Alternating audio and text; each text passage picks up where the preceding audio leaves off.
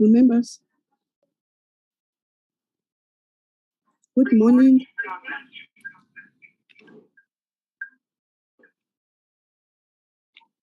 Good morning, honorable members.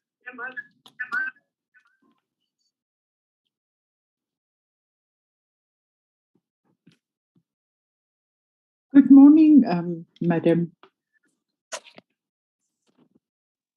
Good morning, Chair.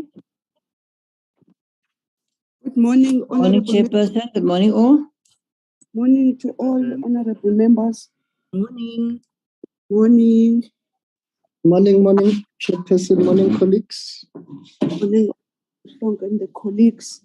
Honorable members, I was expecting that you must be like myself, Honorable Nhlong. I don't know others. Consistently, we are doing this. Honorable members, can I take this opportunity to greet you all in this platform? I may have a problem of network. Can you have seen me in my regalia? Can I switch the what do you call the camera? Because you have already seen me. Am I beautiful? Beautiful, Yes, Chair. Yes, Beautiful. Chair. Yes, Chair. Yes. You are really No, Chair. I'm the only one who can approve that, Chair. Let me Others, show. they Let me don't- show. Oh, I'm I matching you this know. morning.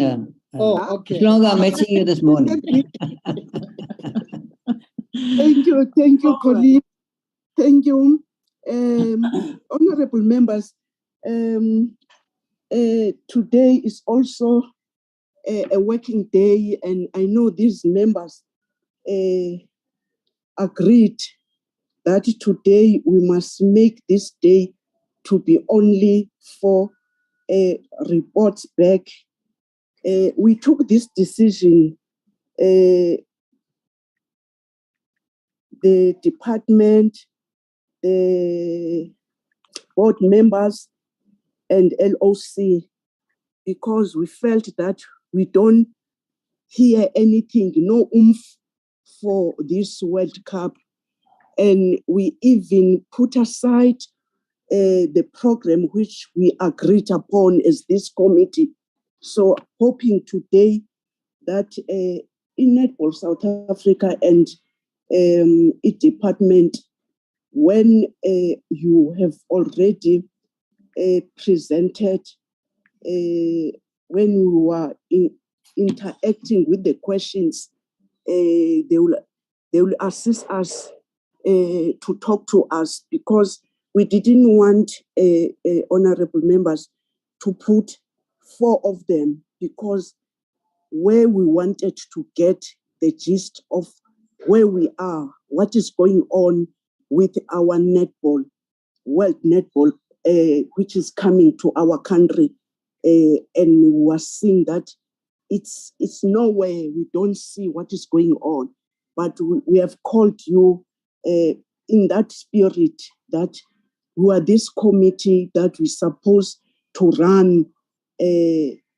concurrently with you when we are doing this.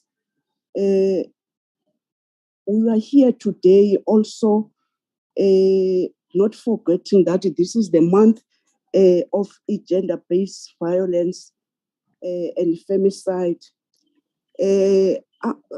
We all know that gender-based violence against women and children, it's a human rights violation. But I don't know what can I call now this, after all the tragedies that we have been having, COVID, the killings of women, girls, all what is going on, there comes this satanic thing called pit bulls who are killing our kids. I don't know what is going on. Maybe one other day, those who are believing that when we are going to the mountains and pray for the rain, when those women and men coming back from that mountain will see rain comes. And we've been, when we are growing up, having a say at when our mothers and fathers praying, that we have women who are praying in order that even the mines, Kolimigodi, ingani dilike. This is bad.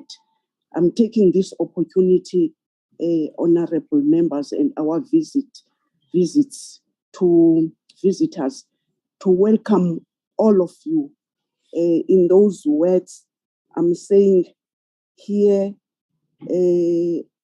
I'm suspecting that we need to know that is Netball World Cup Board present in this meeting, who is leading. It's a sort of knowing who is here, who is leading in Netball World Cup. Good morning, Honorable Chair and honorable members. My name is Patience Kwambana. I'm the chairperson of the Netball World Cup 2023 board. And with who?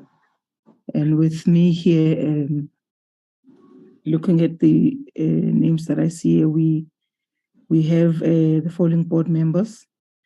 I've got Cecilia Mulukwana, who's also a president of Netball within the board, and then we also have got Blanche Delage, who's the CEO. We also joined by Lyndon Bauer, who's representing the Western Cape department, and then we also have the GDG Sumaya Khan also as a board member on representing the department. I'm unable to see if JP has joined, but also to indicate, Madam Chairperson, that yesterday a deputy chairperson has been appointed to assist us as a board, and his name is Max Fuzane. He's attending for the first time because he was appointed with immediate effect by our Honorable Minister Mteto. And then we also have our tournament director, Ms. Masisi, who's the one who's managing, or who's the operational head for the LOC. So those are the board members that I'm seeing, Honorable Chair, who are here on behalf of the Netball World Cup 2023. Thank you so much, Patience. Can we get the board, or it was the board, LOC members who are here, who is leading? Thank you, Honorable Chairperson. I'm Priscilla Masisi. I'm here with the CFO, Tabang. He's also in attendance. It's only the two of us that are in attendance this morning. Thank you, Chair. Thank you. I'm doing this, honorable members, in order that now let me get to the apologies. The apologies, it's from both attendees and also our honorable members. Zoleka. Good morning, Madam Chair and members of the committee. Good morning to Mr. Minister and the delegation from the 2023 Netball World Cup, the acting DJ and colleagues. Today's apologies, we have an apology from Mr. Madlengozi and Ms. Kaula, who are both not feeling well. We also have an apology from the Deputy Minister, who is in Tanzania, for the South African cultural season, and her network connection is a challenge, and therefore she will not be able to join the meeting. The DG has also indicated, Madam Chair, that he will be leaving the meeting early. Thank you, Madam Chair. Thank you so much. Can I get any other apology from honorable members except Honorable Madlingos and Honorable Makaula. If it's not, honorable members, we must not forget when we are going to discuss that this is preparations and the Netball World Cup is coming to South Africa, and the South African government, they gave us this opportunity that in Western Cape we must host. So Western Cape is a host. That's why we would love to hear what is going on in another provinces, because it's a World Cup netball. Thank you for that, honorable members. Honorable members, may I now give it to, I'm seeing the hand of Honorable Mhlongo before. Thanks, Chair. Okay. Thanks, Chair. Chair, I thought our second agenda, you maybe must call for the adoption of the agenda, and I want to make some comments, Chair. Chair, I'm concerned. Listen, I was now in apologies. Now I was going to ask you honorable members to adopt the proposed agenda. Yeah, Chair, thank you. Talk on Thank you. that. I support. Thank you, Chair. I support the adoption of the agenda. With these comments, Chair, on the apologies, I think I'm concerned that the LOC is only 2 members. This is our second interaction. The first interaction, the attendance was not okay. Even this one, what are the reasons? I think netball, it's one of our sporting code, and I think the members of the LOC, why are they not here? And I'm concerned, Chair, because even their finances are not here. But nonetheless, please note my concern and can maybe get an explanation on that. Thank you. Thank you, Honorable Mhlongo. I'm suspecting all of us who have noted that they are saying there are only 2. When we get to the discussions, we'll be able to get to know how many are they. But we have noticed that there are 2. Thank you, Honorable Mhlongo. Any second for adoption of agenda? Chairperson. Yeah, I'm seeing the hand of Honorable Malomane. Honorable Malomane. Greetings to everyone. Thank you, Chair. I'm seconding the adoption of the agenda as presented. Thank you, Chair. Thank you. Now I'm seeing the hand of Honorable Adams. Thank you, Chair. I was about to second. I just wanted to mention I'm not giving red cards today, but green cards. Thank you, Chair. Point of order, Chair. Point of order, Chair. Point of order, Chair. Okay, Honorable Mhlongo. Chairperson, I'm giving Honorable Malumane a red card, even Honorable Adams a red card. I didn't see the T-shirts. Thank you very much. I'm concerned. No green card, red cards. We have been not putting your T-shirts, honorable members. So I'm giving the second red cards to all those who are not having, to all those who are not having our Friday netball. Thank you. Can now give this opportunity to the Netball South Africa. To the Netball World Cup Board to give us the progress made in preparation for the 2023 Netball World Cup. I thank you. I heard that Minister is present. You are welcome, Minister, with the whole delegation which is here. We appreciate that you are with us today out of what we have been in and out with the presidency. Now we are with us today. Thank you so much. We do accept also that our DM, she indicated even to myself that she felt then pity that she won't join us. Thank you so much to you, Patience. Yes, good morning again, Honorable Chair and Honorable Members, and also a very good morning to the Honorable Minister and the Acting DG. Chair, yes, it's your meeting, and unfortunately, I didn't want to raise a hand when you were discussing the agenda points because we've got only one presentation from the Netball World Cup 2023, which is going to be on state of readiness, which our tournament director is going to lead on it. And then as a board chair, then once she's done with the state of readiness, I'm then going to make inputs on other issues around our functioning as a board to the committee. So may I kindly request that on this note, I request the tournament director to do the presentation.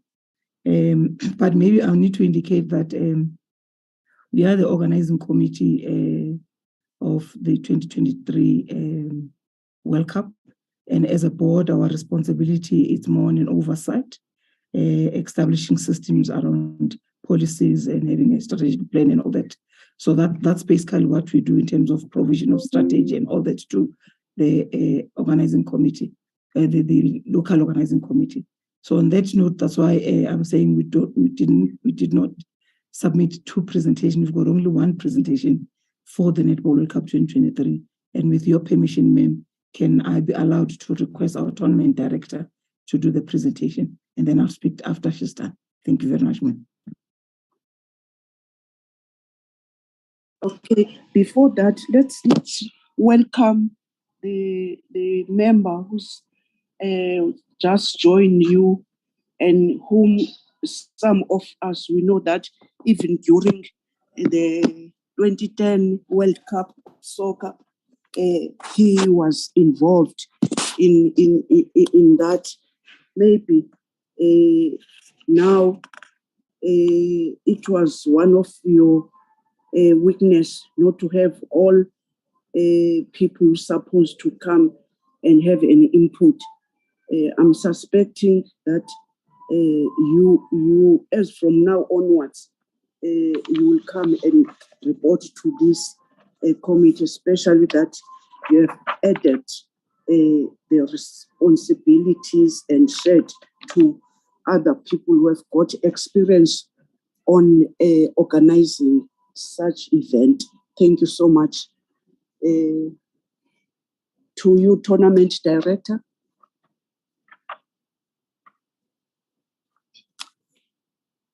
Good morning, Honorable Chairperson and Honorable Members. I just want to indicate that the NSA board is also in attendance. And maybe on behalf of the LOC, Honorable Chairperson, our head of technical, Ms. Margaret Bester, couldn't attend because she is attending the Diamond Challenge. She's officiating there, which is currently underway at the Pretoria University. Who's speaking? Did you show your face, Priscilla? Yes, ma. When I was introducing myself. Oh, yes. Okay. Thank you, Priscilla. Okay, thank you so much. Thank you, ma. Our head of legacy, Ms. Anneli Lucas, is also in attendance. She's also a board member of NSA. Our head of operations, Ms.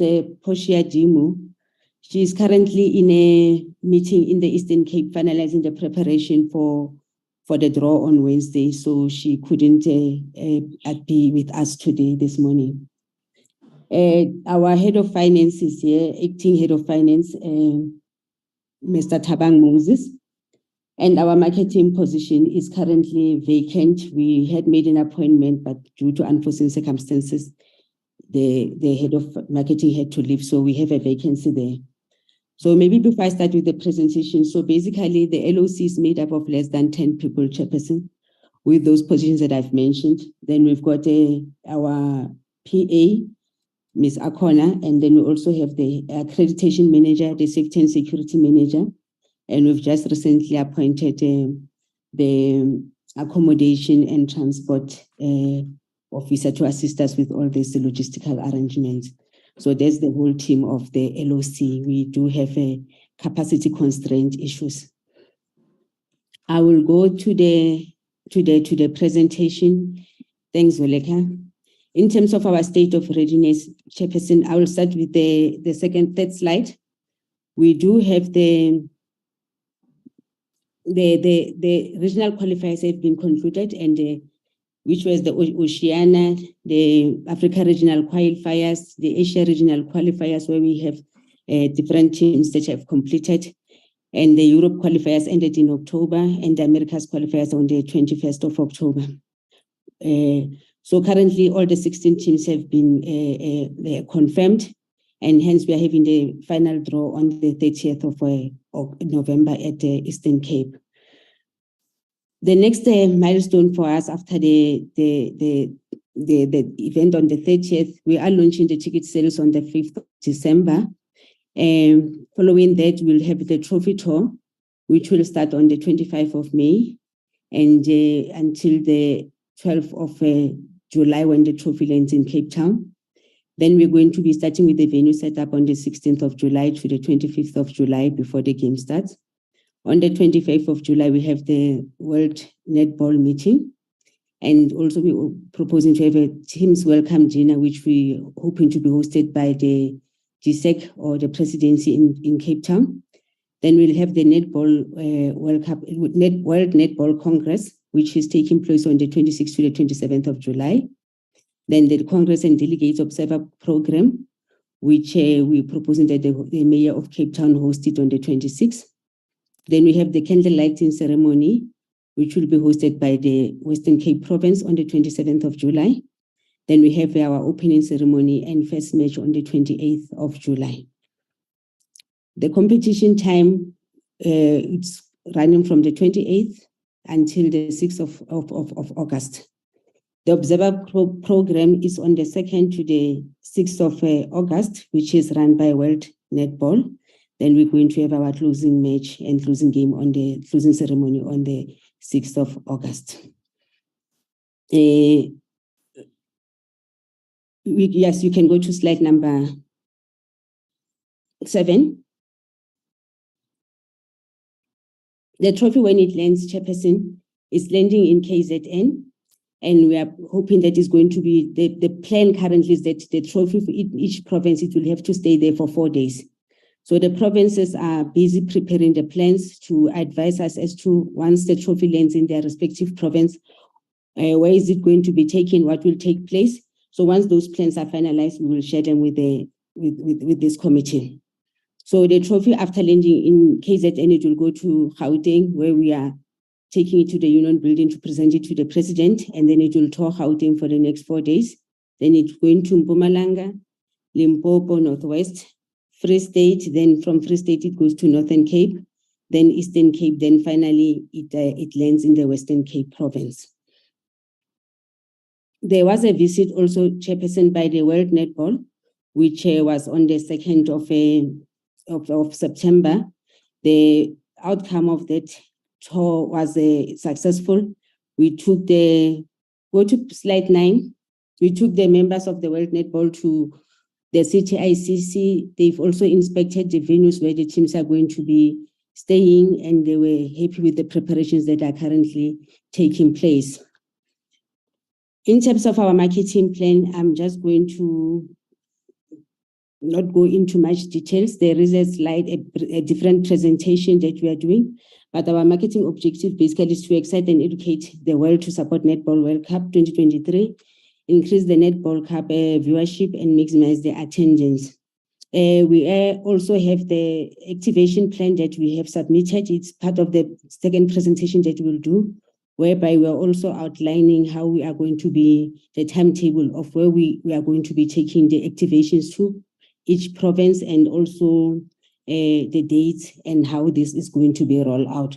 We have consulted all the stakeholders so that we came up with a comprehensive plan that will take into account the plans of the stakeholders, being the NSA, Western Cape Province, the city, and GSEC. So we will be pulling all together the 4 partners to ensure that this activation plan is rolled out. We are on Monday also launching the sponsors, being Telkom and SPAR, and we are also including them in our activation plan so that we go full out steam to ensure that all South Africans are aware of this event that is taking place. Our broadcast partners being slide number 14, Telkom, SABC, and SuperSport are also on board to also assist us with the activation. We are going to be using their platforms, SABC radios and television, to ensure that we draw awareness and support among South Africans, and also marketing our ticket sales that are going on. We have a program that we will start on Monday to ensure that we rally every South Africans and to ensure that they are part and aware of what will be taking place. In slide number 16, in terms of our sponsorship and merchandising, as I've already indicated, Chairperson, our first tier 1 sponsors have been concluded. Hence, we are launching them on Monday. One global title sponsor has been given the naming rights, which will be launched in January. So they were not yet ready to be launched. Also, in terms of the commercial agent will now start finalizing the tier 2 sponsors. And also the betting, which is the tier 2B, negotiations are at almost 80% concluded. So he should be concluding those in very short period of time. The hotel and accommodation part of Southern Sun, the deal also has been concluded. The agreement is ready to be signed, but they are not going to be launched on Monday because the 2 premium partners felt that they want to launch separately from the hotel and accommodation partner. But the agreement is in place. It's at the signing stage now. That's where we are in terms of of sponsorship. In terms of merchandising, we are finalizing our merchandising. We wanted to launch, but we can't launch now because Gilbert has requested that we launch in January once the balls are ready. Part of our merchandising included the African themed design motifs.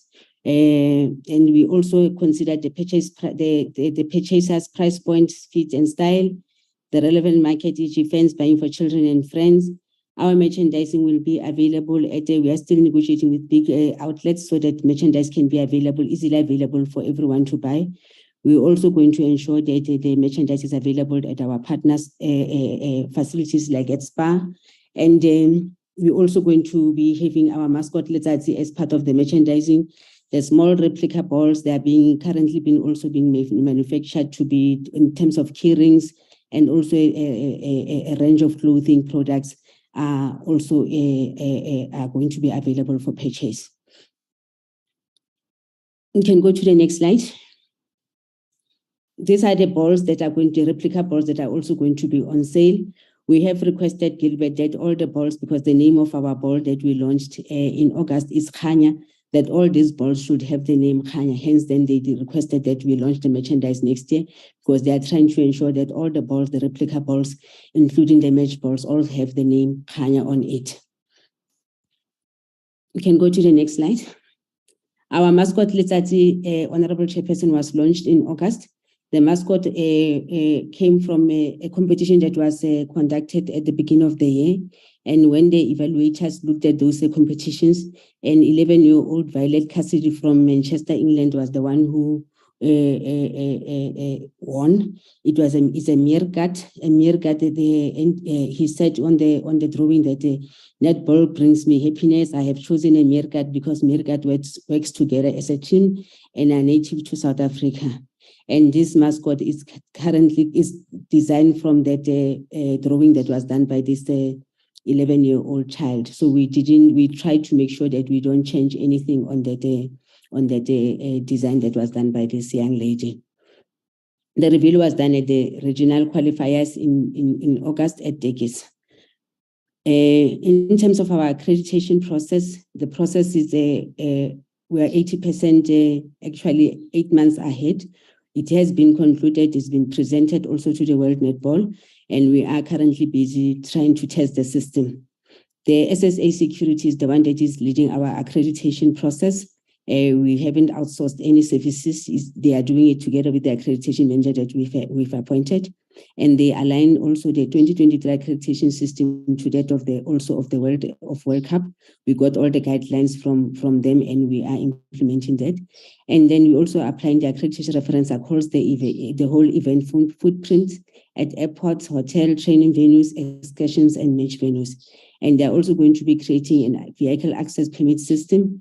Actually, at the CTICC, we are the plan currently is that there's no vehicles that are going to be allowed in there without a VEP system. And there is a dedicated parking also that is there for VVIPs and for all the dignitaries. We have requested CTICC to move their current tenants from a parking bay 3 to move to parking bay 5, so that the entire parking, P3 parking is dedicated to the dignitaries and to the VVIPs. And P1 parking is only going to be used for the hospitality packages and for the partners. The next slide, slide 24. This is the category and colors that are going to be used for all the, in terms of accreditation, which will also give everyone access to where they are supposed to be going. Next slide. We also have the zoning plans. They've been developed, and different zones are identified by distinct color in combination with the zone specific number. The zoning plans will also indicate the routes and different target groups that will take inside the controlled area. I'm not going to go through into much details. Slide number 26 is we are going to be using a photo accreditation system. So each accreditation tag will have a photo, and will also indicate the areas where you are allowed to go to. In terms of slide number 27, this is the overview of how the exclusion zones, the ticketing center and ticketing checks will be. We are going to be using 2 venues, the CTICC 1 and CTICC 2. On all the venues, there will be a ticketing checkpoint and also the accreditation center at all 2 venues. This will be a restricted area come the event time. So this map just shows the zoning areas. As you are aware, we are going to be having 2 courts in each venue. At CTICC 1, we're also going to have the warm-up courts and the competition courts, and there will be access areas where other people are restricted. And in the CTICC 1, hall number 4B, we are going to be having the 2 recovery areas, the team lounge, and the anti-doping will also be at the 4B. We'll also have mobile change rooms at the hall 3 for the team so that they are nearer to the players. In terms of this map, while we are at it, we are also going to be, our tickets also are going to be aligned to this, but I'll talk to it later. So this is CTICC 2. The capacity is 1,200 seats that are available. We are going to be having the warm-up court and the competition court. In this area, when we talk on ticketing, we should also know that because the hall is very small, we are only going to be having the bronze and the silver. We are not going to have a gold ticket in this Arena 2, CTICC 2. Thank you. Can you go to the next slide?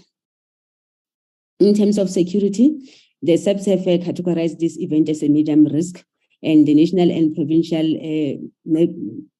prof and net joints are activations. We are holding meetings, and also in terms of there will be venue operation center that will be set up at all the venues, team hotels, and also at the training venues there will be a VOC center.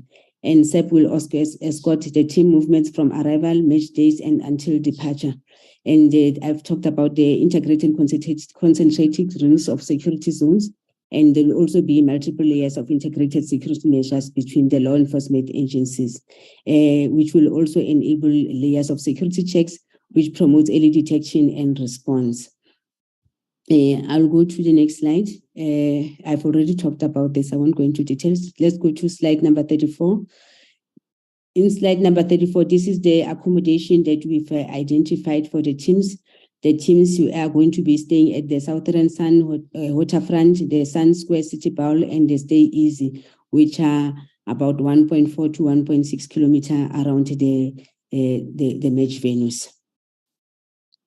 The Cullinan Hotel will be used for the media and the technical officials.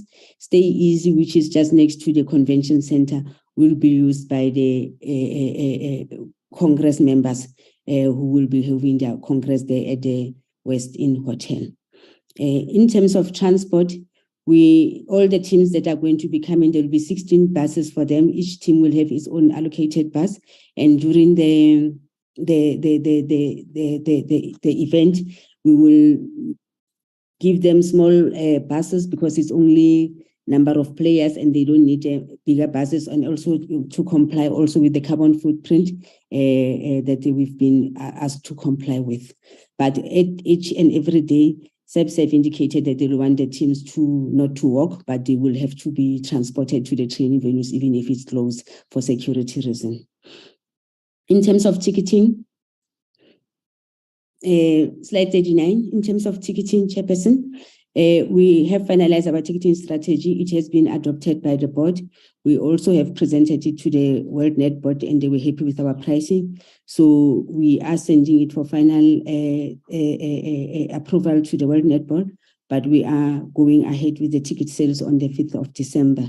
In terms of our ticketing, the main objective is to host an Africa-centric world-class Netball World Cup, create a successful legacy program and a professional women's sport, and we also want to attract sponsorship with long-term goal to build an ongoing revenue streams for netball in South Africa, and also want to create a positive and everlasting experience for the teams and spectators during the event. Next slide for the one. Okay, the ticketing strategy took into account fundamental principle. When arriving at this strategy, we looked at the pricing models on the previous World Cups that have been hosted in the country, how the tickets were, the pricing of those tickets. We also took into account the rand-dollar exchange rate and also the pounds, because most of the teams are coming from Europe and overseas. So we have looked at the exchange rates, comparing the rand with different currencies to arrive at this pricing. And the ticketing strategy also focused a metric system that has been utilized over time. It combines all the fundamental areas of the 4 strategic pillars, and it also follows an integrated system of activities that projects and combines relationship between the seating plan and how this influences the determination of the ticket value. It is thus far structured according to the following steps listed below. Considering of the seating plan with verification of the total venue capacity and also inputs of capacity per category, and the stratification seating and placement into gold, silver, bronze, and accessible. Allocation of off-sale tickets for teams, secondary and bench, medical personnel, events operations, all those have been taken into account. We can go to the next slide, slide 42. In terms of capacity determination, as we are aware, CTICC1 is to have the total capacity of 5,046 seats, and CTICC2 have 1,214 seats. So the categories of tickets, if you look at CTICC1, we're going to have the gold, we're going to have the silver, the bronze, and the accessible. The accessible are for people with physically challenged or disabled people. We have allocated 10 seats, but these 10 seats we have determined that it will basically be 20 seats, because we are making an allowance also that the person who's on a wheelchair will also have somebody who's assisting him. So it's basically 20 seats that have been allocated for this accessible at each arena, meaning CTICC1 and CTICC2. We are going to have sessions per game, 6 sessions for the prelims and the crossovers. And then thereafter, we are going to classification, which we're going to have 3 matches. And also then after that, the number of games in the prelims, we've got 12 crossovers, we've got 12. And then we're also going to have 6 for classification and 6 at the semifinals. And at CTICC2, we are not going to have many games there. We are only going to have 12 games of the prelims and 6 games for the crossovers. Then when we go to the semifinals and finals, we won't be, and classifications, we won't be using CTICC2, we'll only be using CTICC1. Next slide, 43.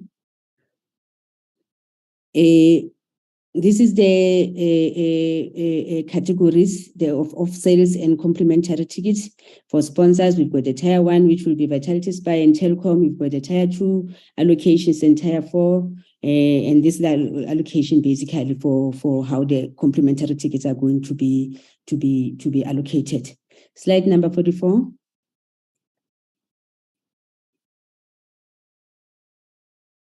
In terms of the pricing plan, the tickets are going to range from, for the accessible, we are making them 800 Rand per ticket for the prelims, and it will only increase when you go to crossovers to 900. For junior, the bronze ticket will start at 500 Rand, and for adults, it will start at 700 Rand, with the maximum when we go to the finals, tickets increasing to 700 for the juniors, and on the gold increasing to 2,500. You can go to slide number 44. I think it's a repetition of slide number slide number 44. We can go to the legacy program. In terms of the legacy program, we have the milestone currently that we've achieved. We've launched, we've done the first training of coaches and technical officials in Botswana. The training was for 5 days with 24 candidates. We also had a training at the African qualifiers where we're doing the stats training. We did the theoretical introduction and online training for the timing and scoring and results system that we've purchased. We trained 24 candidates. And we also did the practical training. So the training is currently also ongoing at the Diamond Challenge, so that we train many technical officials to be able to understand this TSR system, and also the Empire Alert system. We done the training at the Africa qualifiers. The team is leaving on the 26th to go to Ghana to do the training at Ghana for the legacy, the technical training. Next slide. In terms of equipment, Malawi and Ghana will receive each floor, and also 9 provinces will also receive each wooden sprung floors after the World Cup. The Netball SA has been allocated 2 courts, and because they'll be getting 2 courts, NSA will donate their current wooden sprung floor to Botswana. The Empire Alert system that we've purchased will also remain with the NSA post the event, and the TSR system will also be remaining with NSA. ICASA have approved the system, and they are happy that the system can remain in the country and be utilized by NSA. In terms of the courts, the Western Cape has upgraded and constructed 48 courts and facilities in various districts. The National Department is also upgrading and constructing new netball facilities across the country, and they are being launched as we move closer to the event. The outcome of this, we want to have great accessibility and improve participation environment of people playing sports in the country, to ensure that they post the event, that we also take off our kids from the street and chebins, that they go and play sports.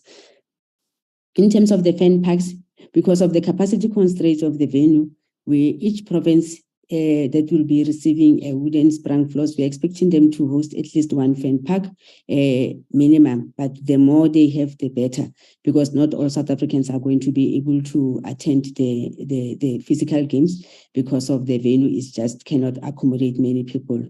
And the province, Western Cape province, has indicated that currently they've got 6, and there's 3 new more. I think Lenginis here will also can add on that are interested in hosting these fan parks. And what we are saying is that all fan parks must have a standard look and feel, and they must also have commercial opportunities for sponsors. Our sponsors must also have a commercial opportunity in all the fan parks. And we also had presented at HEDCOM to discuss the fan parks and how they are going to be the look and feel, and also the tour. So we are waiting for these plans from the all provinces. In terms of stakeholder meeting, one-on-one meeting with TIC, we've been having discussion with AXA. We are requesting AXA to actually place our countdown clocks that we launched in August. The 3 they are still in the storage, because we are discussing with AXA for them to accommodate them. We want these 3 clocks to be at the OR Tambo, in King Shaka International, where the trophy will land, and at the Cape Town International. The cost initially that they gave us was just exorbitant. We couldn't afford it. It was 500,000 per month for them to place those locks. So we are discussing with them so that they come in as a partnership and also as a partner. So the negotiations currently, they want to understand how will they benefit in terms of them being a partner on that. So we have informed World Netball and those discussions are ongoing. So we should be reaching a conclusion sooner so that they can also assist us with placing and marketing of the Netball World Cup 2023, because they are the entry points of all visitors. They will enter through the airports. ICASA has been on board. We are constantly having discussions with them also around the feed that is going to go into the entire world on the broadcasting side, and also they've assessed the Empire Allies during the African qualifiers, and they are busy with the process currently of issuing a license. Samro has also approached us. They want us to reach us because they are saying every music that we're going to play, it has to be, they need to get royalties for those artists. So they are talking to us in terms of that. SA Tourism has been on board. They've really been supportive, and they are also going to assist us also with the ticketing and also the tour packages that we are currently finalizing. In terms of budget, as it has been at the end of October, the income that we are projecting to have a forecast of 212 million as an income. The 101 is the public funding, which is made up of the 90 million coming from the national government, the 6 million coming from Western Cape Province, and the 5 million coming from the city.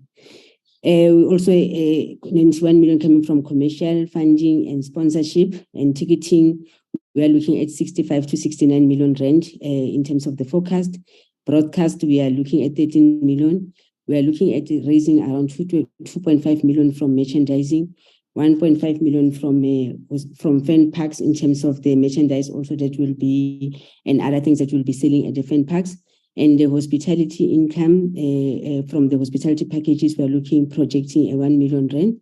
And from accommodation rebates, we are looking at 500,000. Currently, we're saying we can derive that income from. In terms of our expenditures, we've got the business operation costs currently at 33, the tournament operation cost, which has increased, and the legacy cost because of the floors. The floors currently were not budgeted at 34 million. And also the workforce total and the International Federation hosting fees, which is at 22 million that we've paid to World Netball. And we also have a contingency of around 5 million. With all this focus, we are looking at a profit, making a profit of around 27 million.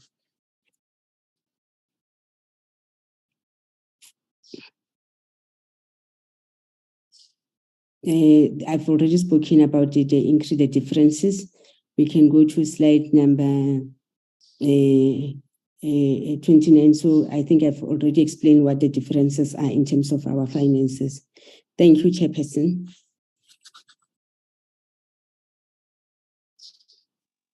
Thank you, Priscilla. Do anyone from you collectively, as you were saying that this is a joint presentation, wanted to say something which they think you've forgotten to say in your presentation? Now is that time to do so. Okay, thank you very much, Chairperson. I think from our side as a board, I just need to indicate that in the previous sitting where you called us, if I remember very well, we had indicated that after our announcement, we had really to start running very fast to make sure that we start making sure that the system is put in place and we implement exactly as what we had agreed to World Netball in terms of hosting this event. And yes, we're doing even catch up because of the lull due to the COVID. But I must say that, I mean, now it's no more time for us to be using COVID as an excuse if progress it's not as what is expected. But I need to indicate, Honorable Chair, that it is said that continuous improvement is better than delayed perfection. So we are really, there is things happening in terms of the milestones that we have to achieve as an organizing committee towards the delivery of this event. But it's also correct for me to say we've got hurdles that we have to jump in between as we really soldiering on for us to be able to really make sure that we deliver the best ever World Cup. So I need to indicate that from our side as a board, as much as there's good that has happened around the state of readiness, but I just want to touch base in terms of our responsibility as a board that we have fortnight meetings where the purpose of those meetings is just for us to be able to get a sense from the TD and the team in terms of progress, so that also are able to look at interventions and how we can really assist and take decisions that enables the LOC to be able to function optimally. But obviously, in some of our meetings, and it happens in any meeting that or in organization that it might not go the way it has been expected. And therefore, with the point that I'm making is that we have experienced challenges, Chair. And I just want to share with the portfolio committee that challenges in the main is that administratively as a board, we're having challenges in relation of, I mean, poor record around our minutes and resolutions, which has become a very serious issue that we need to look at. Yes, the issue of non-functionality of the board, I think, is because in some instances, we'll call board meetings as per the schedule that we have. Obviously, the meetings will be postponed and all those kind of things, and that actually delays what is expected of the LOC to do in some of the decisions that they're expecting from us to do as a board. But also ourselves as a board, I don't think we're moving the same direction. And when I'm saying moving to the same direction, this is what I'm going to indicate that within the board, as I said earlier on, that we've got representative from Netball South Africa, we've got representative from the three spheres of government, and I'm the only independent board chairperson. There were concerns that were raised by our reps from Netball South Africa around, we as a board, sometimes the decisions that we take are not focused on the interest of netball. And there were concerns also raised by a City of Cape Town around issues of governance, around issue of how documents are presented to us as a board and all those kind of things. And I think noting all these challenges, Chair, we then from our side, as a chair together with the netball president, we then requested the intervention of the minister to have a meeting with City of Cape Town, just to sit around, because it is very clear that in terms of this event, government is coming in to enable, and government coming to enable, there's resource and support that is providing for this World Cup to be the best World Cup, and since it's the first World Cup, Netball World Cup in the country and in the African soil. So we had a meeting we then had a meeting with the mayor. Obviously, we raised our concern, but we noted that in that meeting, there were other issues that were brought in by our board member, JP Smith, who's not here. And further to that, with the comment that I made earlier that Netball South Africa reps also had concerns that they were raising, and then Netball South Africa then requested a meeting with the board. We met with Netball South Africa, and they tabled the issues that they have as concerns. And then from that point of view, in the two meetings that we have had with the City of Cape Town and also the meeting that we had with Netball South Africa, it was very clear from our side as a board that as much as there's a huge expectation from the netball family, from government, from the continent itself, we really have to make sure that we do not drop the ball as the organizing committee, because at the end of the day, this event, as much as it is about Netball World Cup, but it is for this nation. I just need to indicate that I was in New Zealand last week, Honorable Chair, to attend a IWG Women in Sport conference. And you know, one of the things that came up from New Zealand structures that had hosted a Rugby Women's World Cup, and they've also hosted this IWG, they emphasize the importance of hosting such events in the countries, that it really helps in changing the dynamics around what is expected to change the society, on how they see the role of women, the role of girls, and how they need to start working on improving or making sure that they've got more women participating in sport and all that. It's not only about the economy, but it's also to change the people's mindset that women have got a role. So on that same note, even this event from our side, it needs to be able to leave the same legacy. And I'm raising this just to emphasize the point that it must not only be seen as a competition, but it's got a huge bearing in terms of what we need to do. And I think out of those two meetings, then there was an intervention from the Minister, Honorable Chair, where he called us, to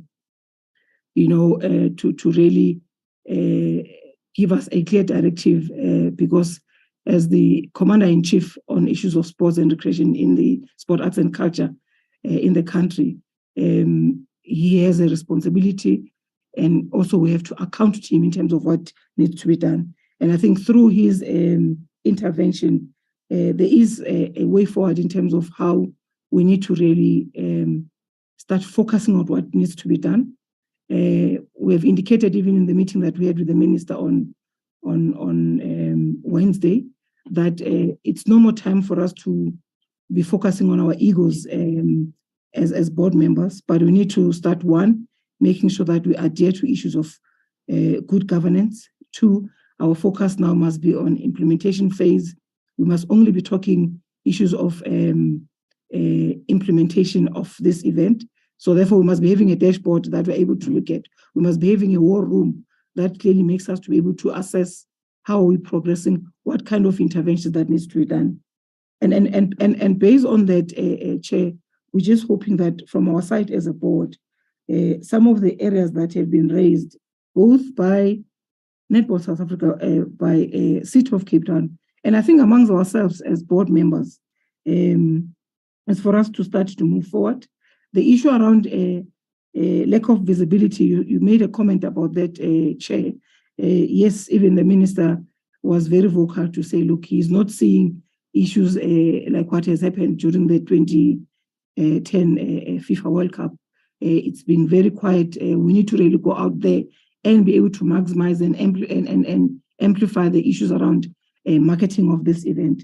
And those are the things that we really have put a marketing plan that already, I think the TG just touched base around that marketing plan. So on that note, Chair, I just thought I should indicate that the challenges that we're experiencing, your administrative one as a board, poor standard of meeting minutes and record, sometimes cancelling this kind of meetings, cancelling some of our board meetings due to unavailability of our board members.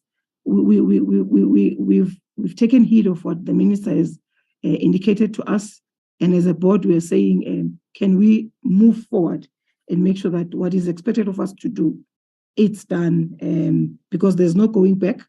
There's been a lot of emphasis. I mean, the President of Netball has said it very clear to us that New Zealand is looking forward to, if we drop the ball, they are ready to come and do this thing. And I can really agree with her, because when I was in New Zealand, I really realized how these guys are so organized in terms of putting all these things together. But obviously, from our side, we've got expertise, Chair. We've managed to engage the former COO of the FIFA 2010 World Cup. We've spoken to Dr. Jordan. We've engaged rugby. We've engaged cricket in terms of some of the systems so that we're able to work together towards that we need to achieve as a collective. And I think on that note, Chair, I'm just going to pause. But if there's anyone from the team that wants to add, they should be allowed to do so. Thank you very much. Thank you for this information.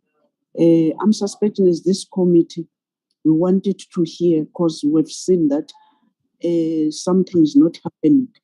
The transparency that we are putting is going to assist that we must also know what is going on and in it through the engagement.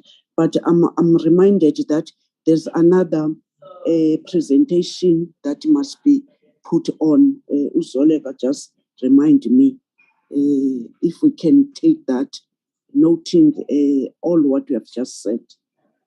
I've seen my members, colleagues, the hands are up, but I've noted the end of Mr. Mhlongo and Honorable Veronica. So can we get another presentation? Those hands, I've noted them. Thank you so much. Chairperson, just on a note, on a point of order. Yes. Chairperson, I, for one, I received only a presentation of 26 pages. I find this very unacceptable if we need to do oversight and we don't get the full presentation.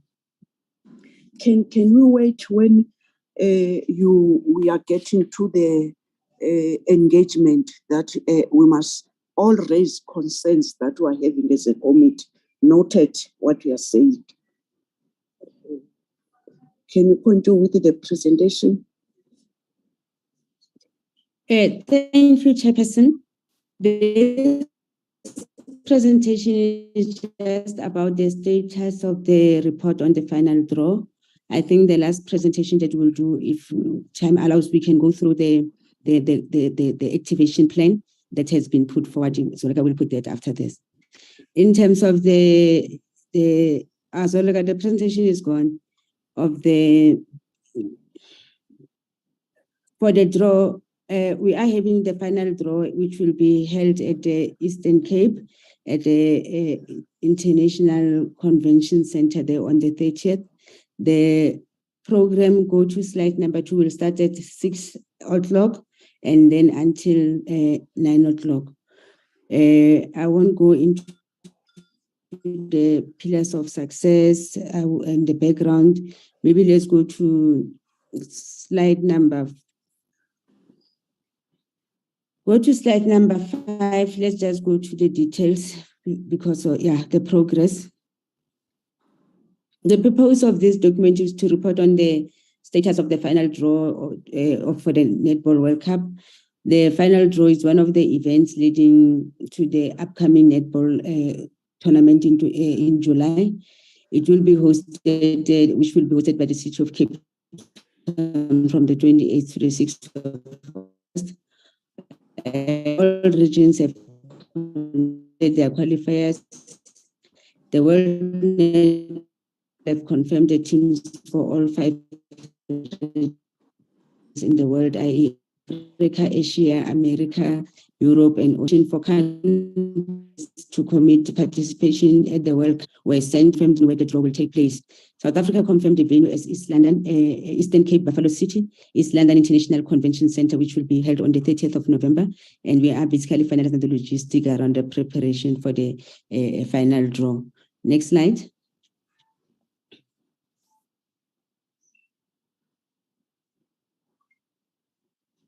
Zolega, next slide.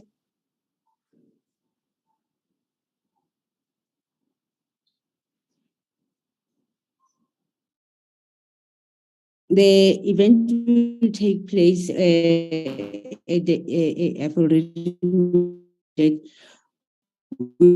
media build from 7 o'clock, where guests to arrive 1800. It will be a event from 6 o'clock until and then thereafter it will be at 7:15. We're expecting 8:00 we're expecting everyone to be seated so that it is of Eastern Cape and what they end up. And go to slide number 9.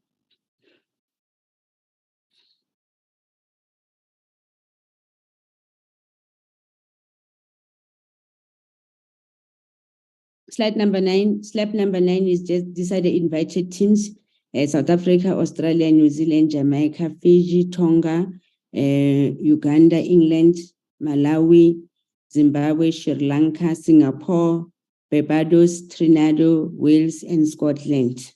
Next slide. The teams qualified in terms of ranking and seeding.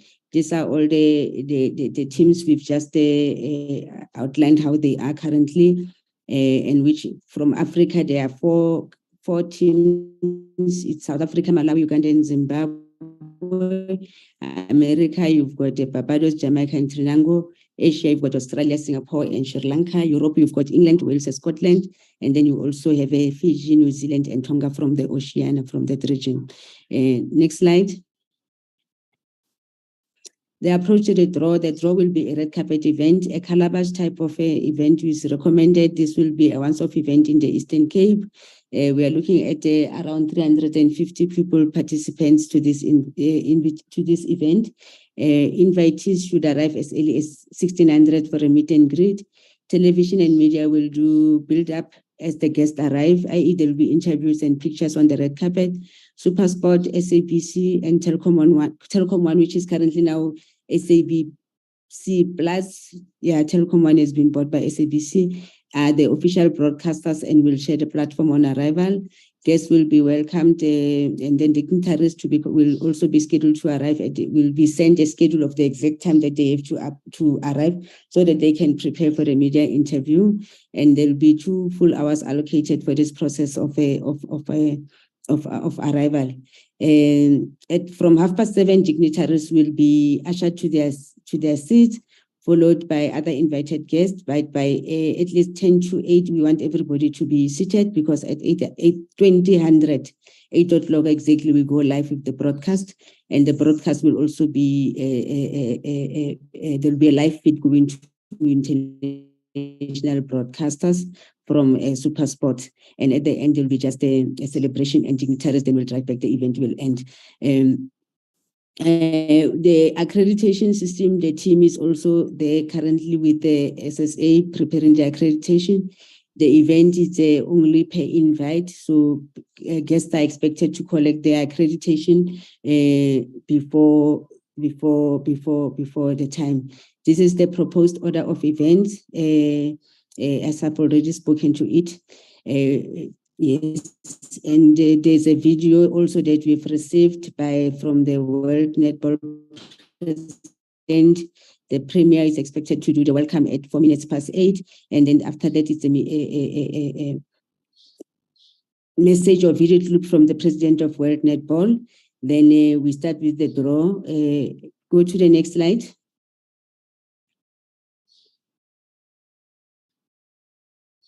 Then after that, we expecting the second draw to take place, and then the minister will address the delegates, and then thereafter we do the stage 4, and then we have the entertainment, and this program has been updated after we first submitted it. We can go to the next slide.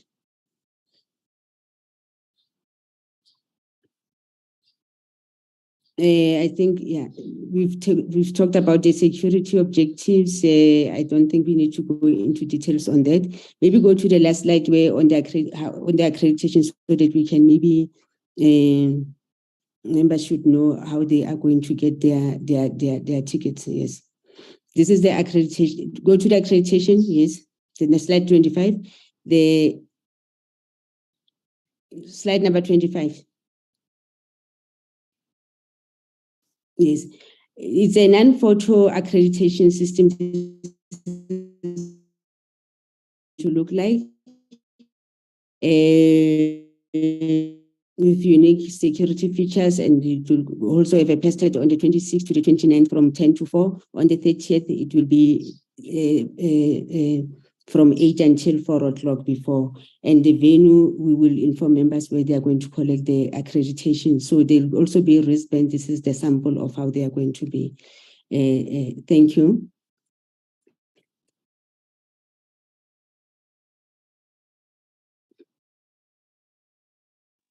Thank you so much. Now I'm suspecting we have a lot of time. I want now to give this rest of the day to the honorable members. I'm still having a hand. I'm calling hands now, please. I'm having the hand of Honorable Mhlongo, Honorable Malomane, no, Honorable Mhlongo, Honorable Van Dijk, Honorable Malomane, Honorable Sibia, Honorable Denise, Honorable Mhlongo. Thank you, Chair. Yes, Chair, we Honorable. Yes, Honorable Mhlongo. Teacher can close it. Yes. Thank you. Chair, I welcome the presentation, but Chair, I'm concerned, firstly. The presentation we've received, it's still page 26, which is, I think, my colleague has emphasized that something is fishy somewhere there, because we cannot do an oversight work while presentation, they just present it now before time, and we cannot even read attentively. But nonetheless, it's a concern which needs to be addressed. I wanted to start with the gaps that they've identified, not on the presentation, and I fail to understand why did they not give us a board members and everything. I think we need more details, and if there are gaps, we can come up with suggestion. Yes, the minister has intervened, not interfered, but we don't see any implementation plan. Where is the president of Netball South Africa? This is the second meeting when we call an LOC, she's not attending. And I want to raise that as an eyebrow. I feel with this division. Chair? She is here, Honorable Member. She's here. Oh, she's quiet. How can the president apology, President? Why not? Here, okay. Apology. Even because you know why? Apology, President. You know why? I expected her to participate. I think that's why I'm saying the first. We are cut off when you are speaking. I'm suspecting this is the time that when we raise these questions, I've indicated that they must join the discussion and the explanation. So let's just ask those questions. We'll expect all of them to respond and to give us more flesh, because in some other areas we don't have flashes. Chairperson? Chairperson? Chairperson?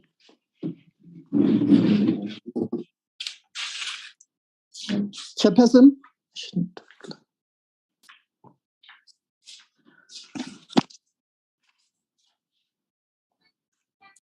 Hello, Chairperson?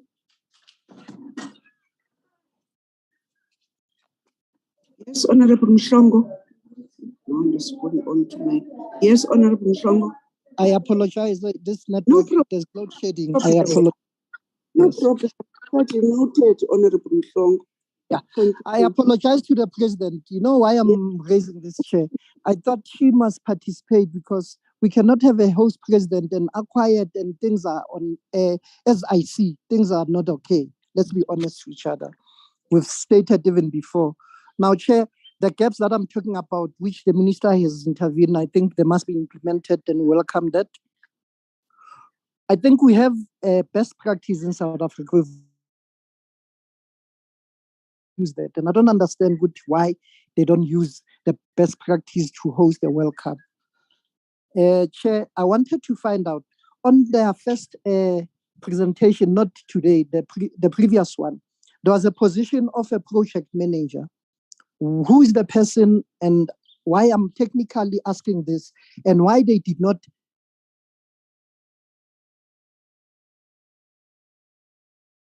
I saw it on the media last time in her site, Facebook site. Why were not informed that she resigned and what were the reason for her to resign? And I think we have acknowledged. You are like myself. You are cut most of the time. Askis, Chair, Askis. Your network, Chair, apology. I believe we have to get an understanding exactly what are the marketing plans, not the high level, the detailed level of how are they going to market. For an example, how much will be a stall for individual? Let's say a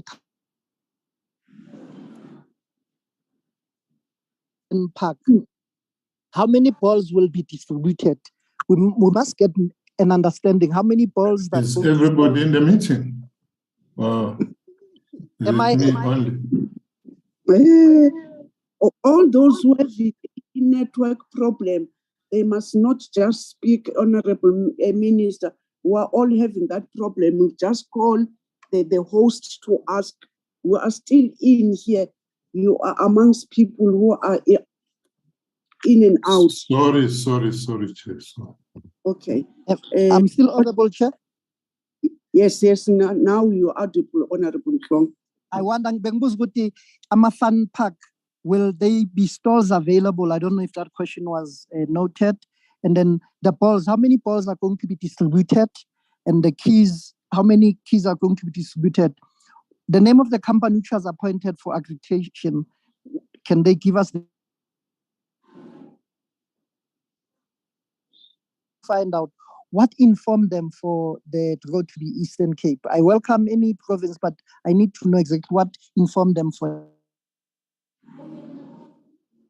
They're saying 8 months. To me, it's 6 months before the event. And there are no details, action plan for the event. And I wanted to find out, there were facilities mentioned, province facilities upgrade by the national. Can we have the names of those facilities, both province and the national, that are going to upgrade?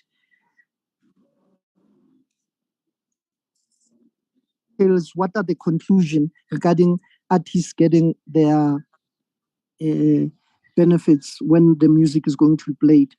What will happen to the 27 million, the profit, the surplus, so to say, after the event?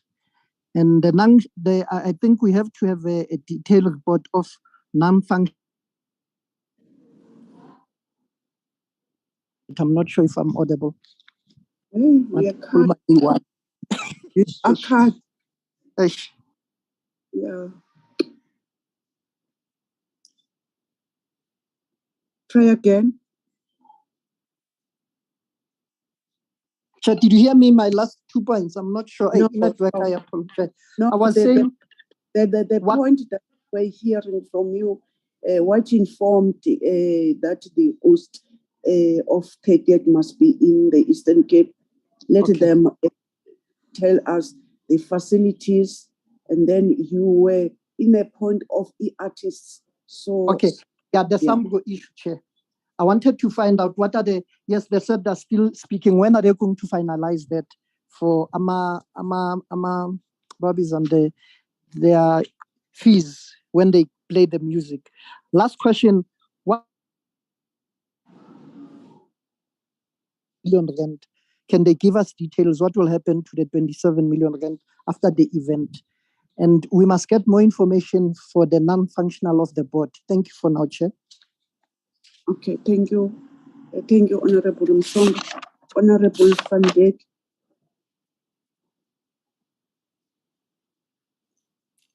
Thank you, Chairperson. Okay. Chairperson, I just want to say again that it's really frustrating. I cannot put questions on the first presentation. And I yesterday requested financial statements or a reflection on the expenditure thus far. And even despite that, no one picked up that we didn't receive this first presentation. But my questions are the following.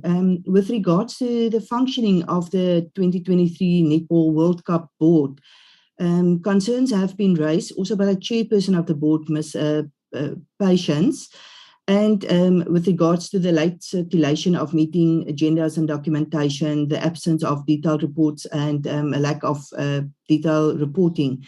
Minister, how will this be addressed? If you can just give us clarity on how this will actually be, this issue be taken care of. Then there's also concerns that procurement processes, which includes the appointment of service providers, that are ignored. Can we know, get clarity on who is responsible for this, and also a response on this? And also whether there are clear reports on expenditure and contracts entered into with service providers. If not, why not? Maybe Mr. Moses, the head of finance, can give us an indication whether the board received monthly financial reports. And then I want to request if the committee can also be provided financial statements. That's what I actually asked yesterday in writing for the project budget allocation so far, because we cannot do proper oversight without it. Recording in progress. We need to know how much money has been spent so far and on what. And I think there's a lack of detailed financial reporting and feedback. So the following question I have is, why did the negotiation of the commission rate for the commercial agency collapse, resulting in a contractual obligation which contradicts the board decision? Can the committee receive proof of the decision taken by the interim steering committee which approved the rate contained in the agreement? I want to know why the head of marketing position is vacant, and then also whether an audit and ethics committee has been established, and if not, why not? I believe that the City of Cape Town recommended that an independent legal advisor and company secretary be appointed to assist in the organization and conduct of the board meetings, also to give clear guidance and corrective measures that they are put in place for the poor and dysfunctional administration of the board. Will this be considered and actually put in place?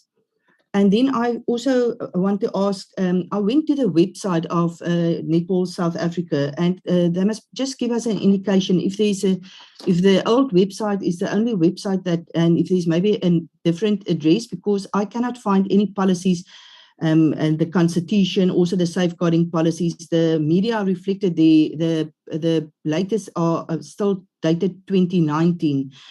This is a world tournament taking place in South Africa, and I would have thought that the website would also reflect and be excited about this event that's going to take place. And then my last question is, if we can just get clarity on why Direct Badenhorst as the head coach was fired, if you can confirm why.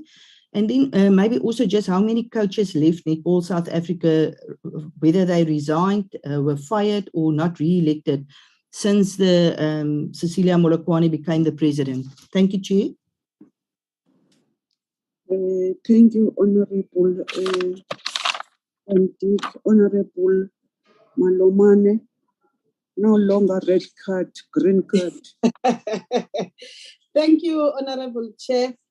Can I switch off my video? I just wanted to show that I did wear my T-shirt.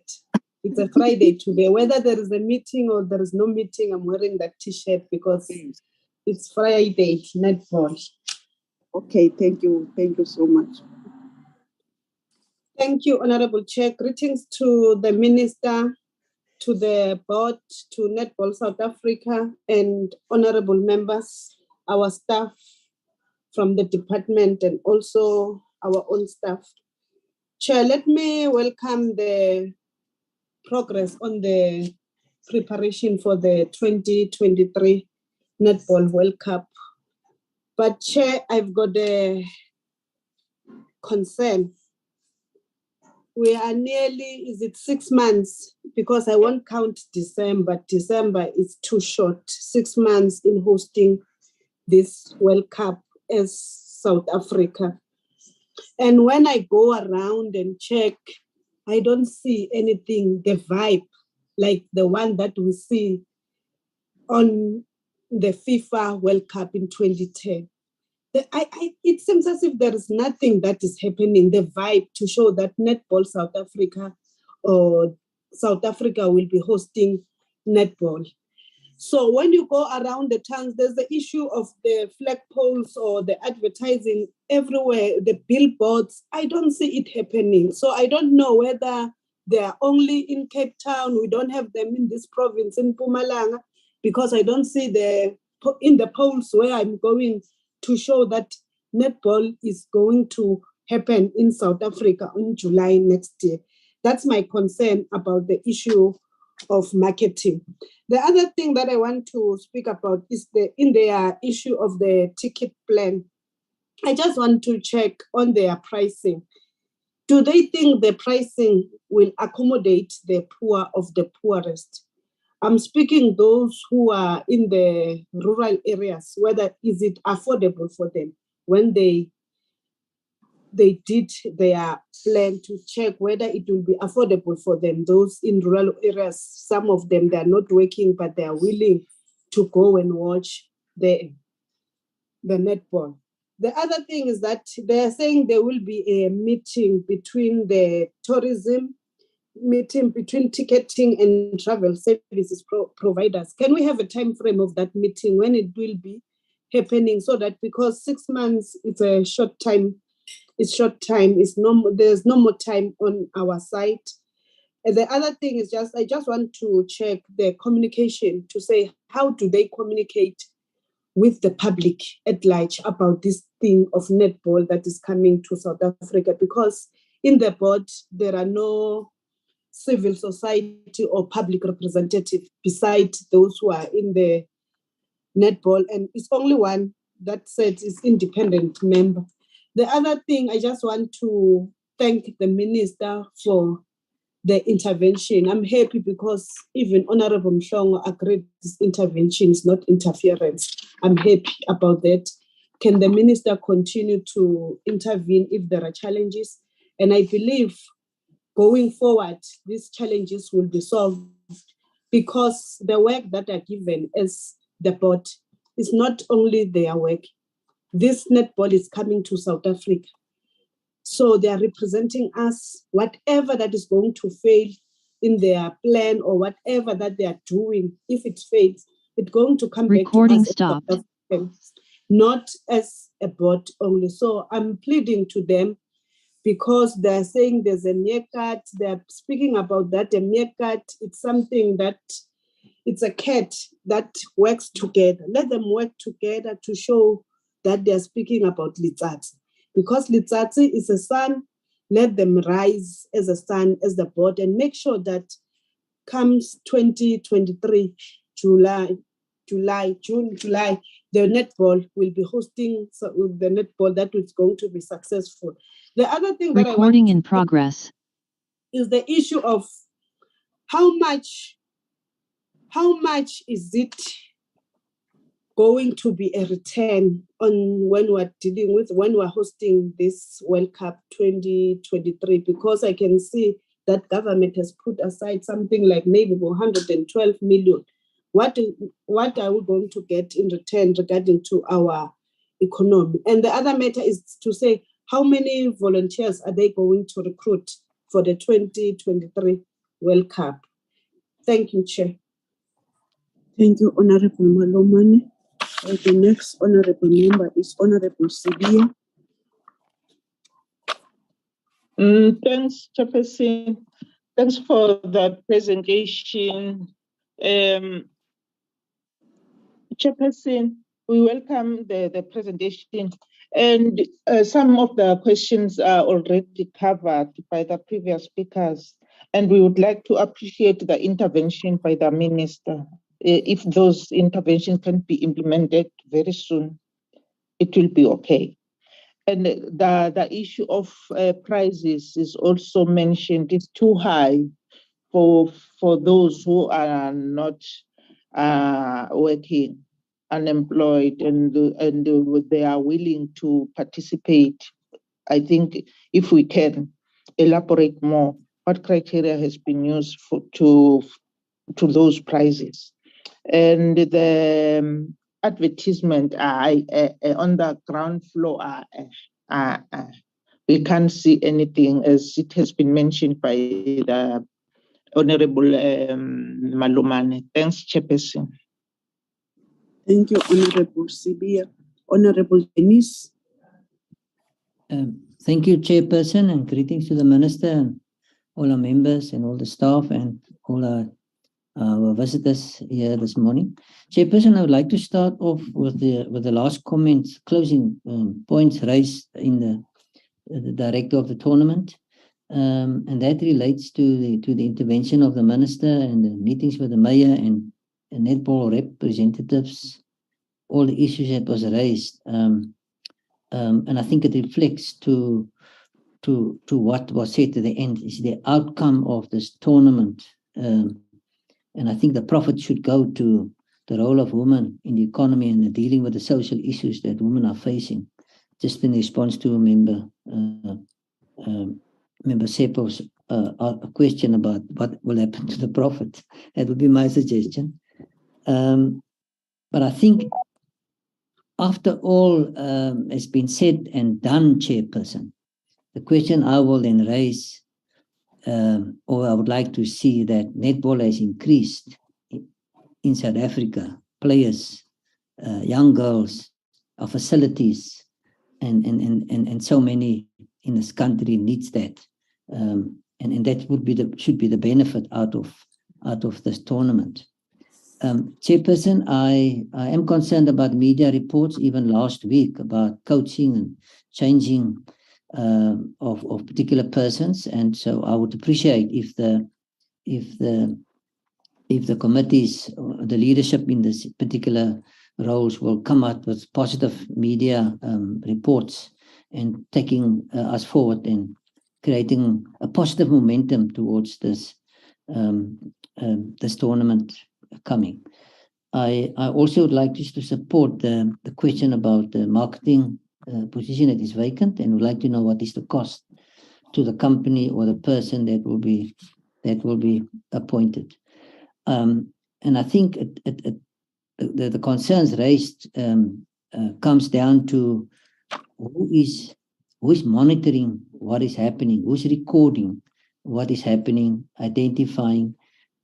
Because if we sometimes do it ourselves, and then we will have these internal debates and disagreements. So there must be a more independent person, like we have in a department where you have an audit committee. So someone have to do that work to build up that record of legacy. That should even include our committee and our minutes of March and June this year and the reports in today's meeting. We should be even part of that. Should be part of the legacy projects in the administration, Chairperson. I would like to ask the department if that 90 million has been used or properly planned, and if there's a need for more money, or if there's going to money left over from that 90 million rand, how the monitoring is going on that responsibility of or that request that was made. Chairperson, I would like to make a comment and to say that I'm pleased that the visiting committee of World Netball are pleased with our progress, and it appears that most of the concerns is internally in South Africa. But I would like to know from the World Cup committee, what did we pick up during that visit when the international committee was here? Is there anything, red flags that we raised ourselves with our progress and our preparation? Chairperson, I would like to know if under the merchandising, I noted there's not a lot of South African flag, our colors in all this branding. I must raise that. And I would like to know if everyone can't attend this event because of we have to put a price, a value to that prices and the seating. What will be out there for people to afford to have this remembrance? I heard about key rings and other stuff, but even netball balls. What is the price of this netball balls that we are procuring, and how much is it costing, and how much will I be able to sell this to the public? Because that would be many clubs and for people some remembrance of this event. I'm not sure what this name Kanya means. I didn't see the spelling on the screen, unfortunately, but it's important that we know that it was supported and what it actually means. In closing, Chairperson, I want to know this point raised about disability, the seats for the disabled people. Who will take responsibility for that, so that we just don't talk about it, but that we have inclusivity at that big event? And then, is there going to be a museum, something like that, as part of the legacy after the Netball World Cup? I would like to know if there's any ideas on that. And then I welcome in closing the acknowledgement of the leaders who has made themselves available to organize this big event, about the administrative part, and the record keeping, the resolutions of the board. Because after all, in closing, I want to say again, it's about an expectation from government, from the netball lovers, the netball families, and for Africa as a whole, because we also represent Africa. Thank you for the opportunity, Chairperson. Thank you, Honorable Dennis. Honorable Adams. Thank you, Chairperson. We can't hear Honorable Adams. Can you hear me, Chair? Yeah, you can talk now. Thank you, Chairperson. Please allow me to switch off my video. Thank you for network purpose. Thank you, Chairperson, and good morning to all on the platform. Minister, who's leading the team, the entity, Netball World Cup South Africa, and also the board members and our staff members. Chairperson, thank you all for the presentation. It was good to listen on what stage they are with the preparations of the World Cup here in South Africa. Chairperson, I just wanted to hear from the presenter who said the board of Netball World Cup Board South Africa.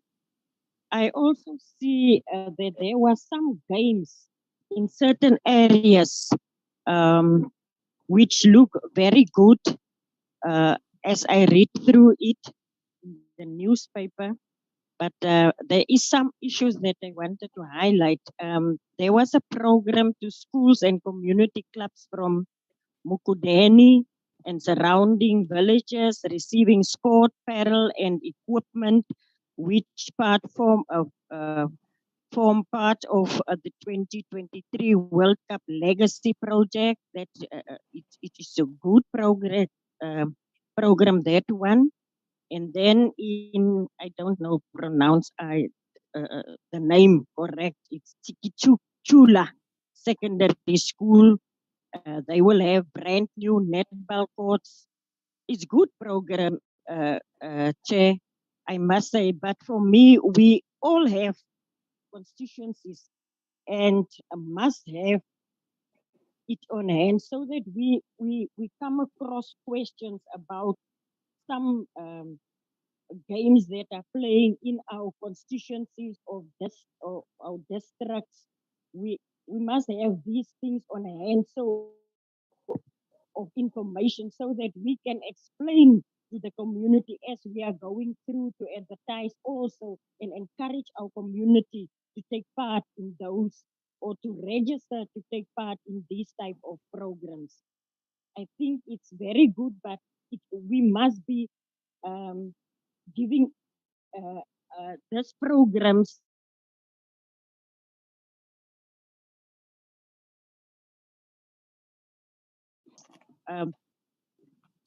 in Cape. There will be a program in Solplaatjie municipality, so that we are 2 or 3 members of the portfolio committee on sports, arts and culture from the Northern Cape, so that we can at least attend their programs. But if we are not aware of any programs that is unfolding in our provinces, we can't show our faces there and talk to communities and say, but that is a good program, they must take part in this type of programs.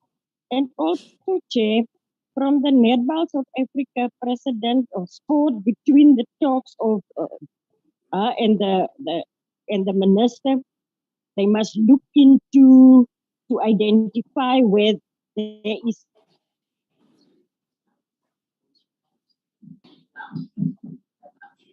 We don't hear you. need, especially in rural areas. Yes, can you hear me? You are being cut, but go on now. I do hear you. Thank you, Chair. Chair, I agree. We must look into areas, especially rural areas, who do not have these facilities or programs. I agree on it. It's a good decision, but on what criteria will they identify these areas as they identify Vembe district, which lacking of such facilities? I think, Chairperson, they should talk to DSEC to request them. You have the portfolio committee there. Can you ask from the members in their areas what is the needs that they want? And I think they must really give us the criteria so that we can know from constituency side how we might be qualified if we are giving our needs. And then around marketing, Chairperson, I don't know if I'm the only one who didn't see any or let me say, Netball World Cup is very silent on broadcasting, especially on the events. I don't see any advertisement. I don't see any channel who advertise Netball World Cup, Chairperson. And Chairperson, from the side of the board, the responsibilities.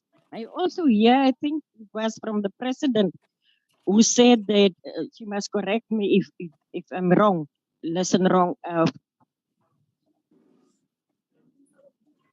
There are fortnight meetings, and it's not a good story to tell.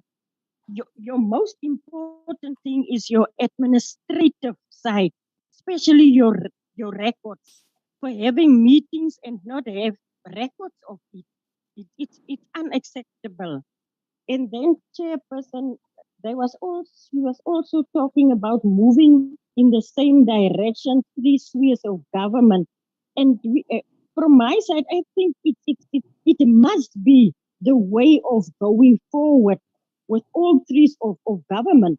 So there must be a plan, a strategy plan on how to meet on this 3 spheres of government, because we can't have a World Cup in South Africa and our 3 spheres of government was not involved in discussions of preparations.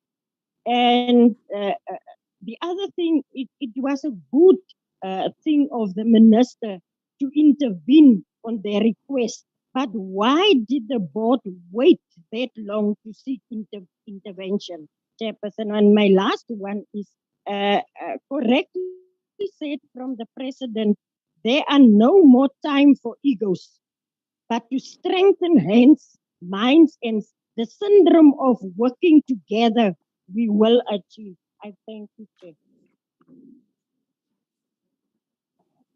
Thank you, Honorable Adams. Let me just thank honorable members' contribution. I was wondering what happened to the secretariat of this committee not to give other members the presentation. I didn't want to just jump in thinking that they did give me as chairperson alone. maybe at the end we'll ask our administrator to clarify. But this is a good meeting, and this meeting, it's showing us that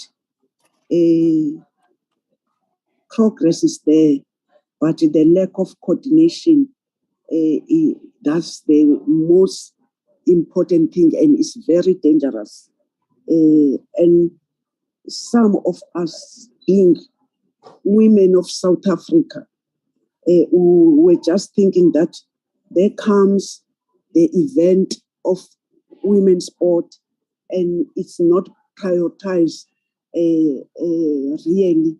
We didn't feel good. But when we call these meetings and sitting like this, getting the problems and the understanding, if it can be that as a committee will take a decision that as from now onwards, how many times that we'll get the report back, but we cannot accept all what we've been given by the chairperson of a board. But how can not be accepting?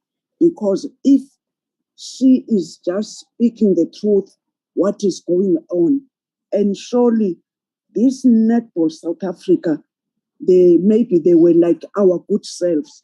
If you are listening on the presentation, the outspoken patients telling us what made this lull, what made that all of us as members of a committee and the concerned leaders that were seeing that nothing is happening, but really there was not going to be something happening if now we're having these serious problems. I'm taking that by sitting together and by the intervention that you have done, Honorable Minister, both spheres of government, they must come together. We must not forget that this is a Netball World Championship coming in South Africa. And South Africa consists of 3 spheres of governance. And if they are not working together, but you must not just forget that in between, we have called Netball South Africa, which is also having an interest. And here we are, that netball is at this level because of them, the executive of Netball South Africa. So if even themselves, they were not happy, let's make these interventions to be looked at, and we are thinking that our department will do so. These accounting days, which are here, we are thinking that out of this meeting, or in this meeting, we'll propose also as a committee to have updates, because we are national members of parliament, but we are coming from our provinces where we do also have municipalities. And as individual members of parliament, we have constituency offices. So, which means our role it's par with you. That you must not just fold arms saying that LOC, board, department, Netball South Africa, we must be hands-on. We must go, we must have programs that are popularizing this Netball South Africa. These are women of South Africa.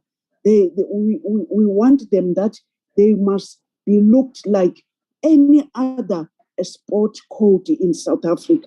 But by virtue of transparency of this meeting today, I'm hoping that we are starting here until this coming 30th.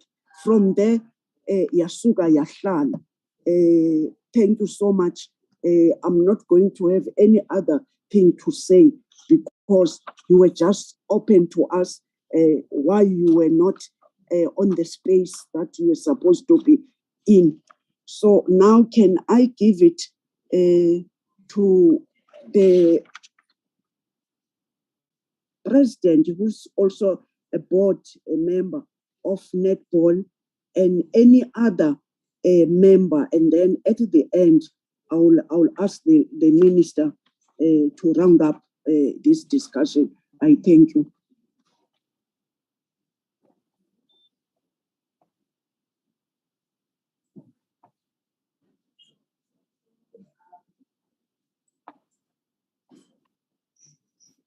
Good morning, Honorable Chairperson. President, good morning. And all the honorable members of the portfolio. I think I would talk on the issues that were raised on Netball South Africa. The other issues I'll leave them. Yes, President. To the chairperson and the TD to answer. Yes.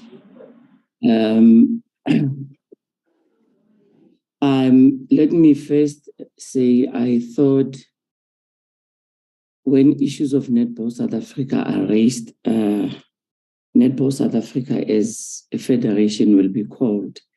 So as we prepare ourselves well to be able to answer the portfolio committee well and with facts on the table and putting things that we have to put to the committee to understand. However, to put the honorable members that have asked netball questions, specific netball questions, out answer them on behalf of Netball South Africa. I'll start with the issue of the coach, which I'm a bit disappointed to hear that it's been raised in this meeting when I know that we are still having legal issues around the coach and things that I don't think we are at liberty because it's still with legal and we are still being advised. And for the members to know that the coach is earning her salary this month. We went to the contract of the coach, and it's not about the coach. I want to put it that way. It's not about Cecilia Molokwane. It's not about any of my executive members. It's about the country that will be hosting 2023 Netball World Cup.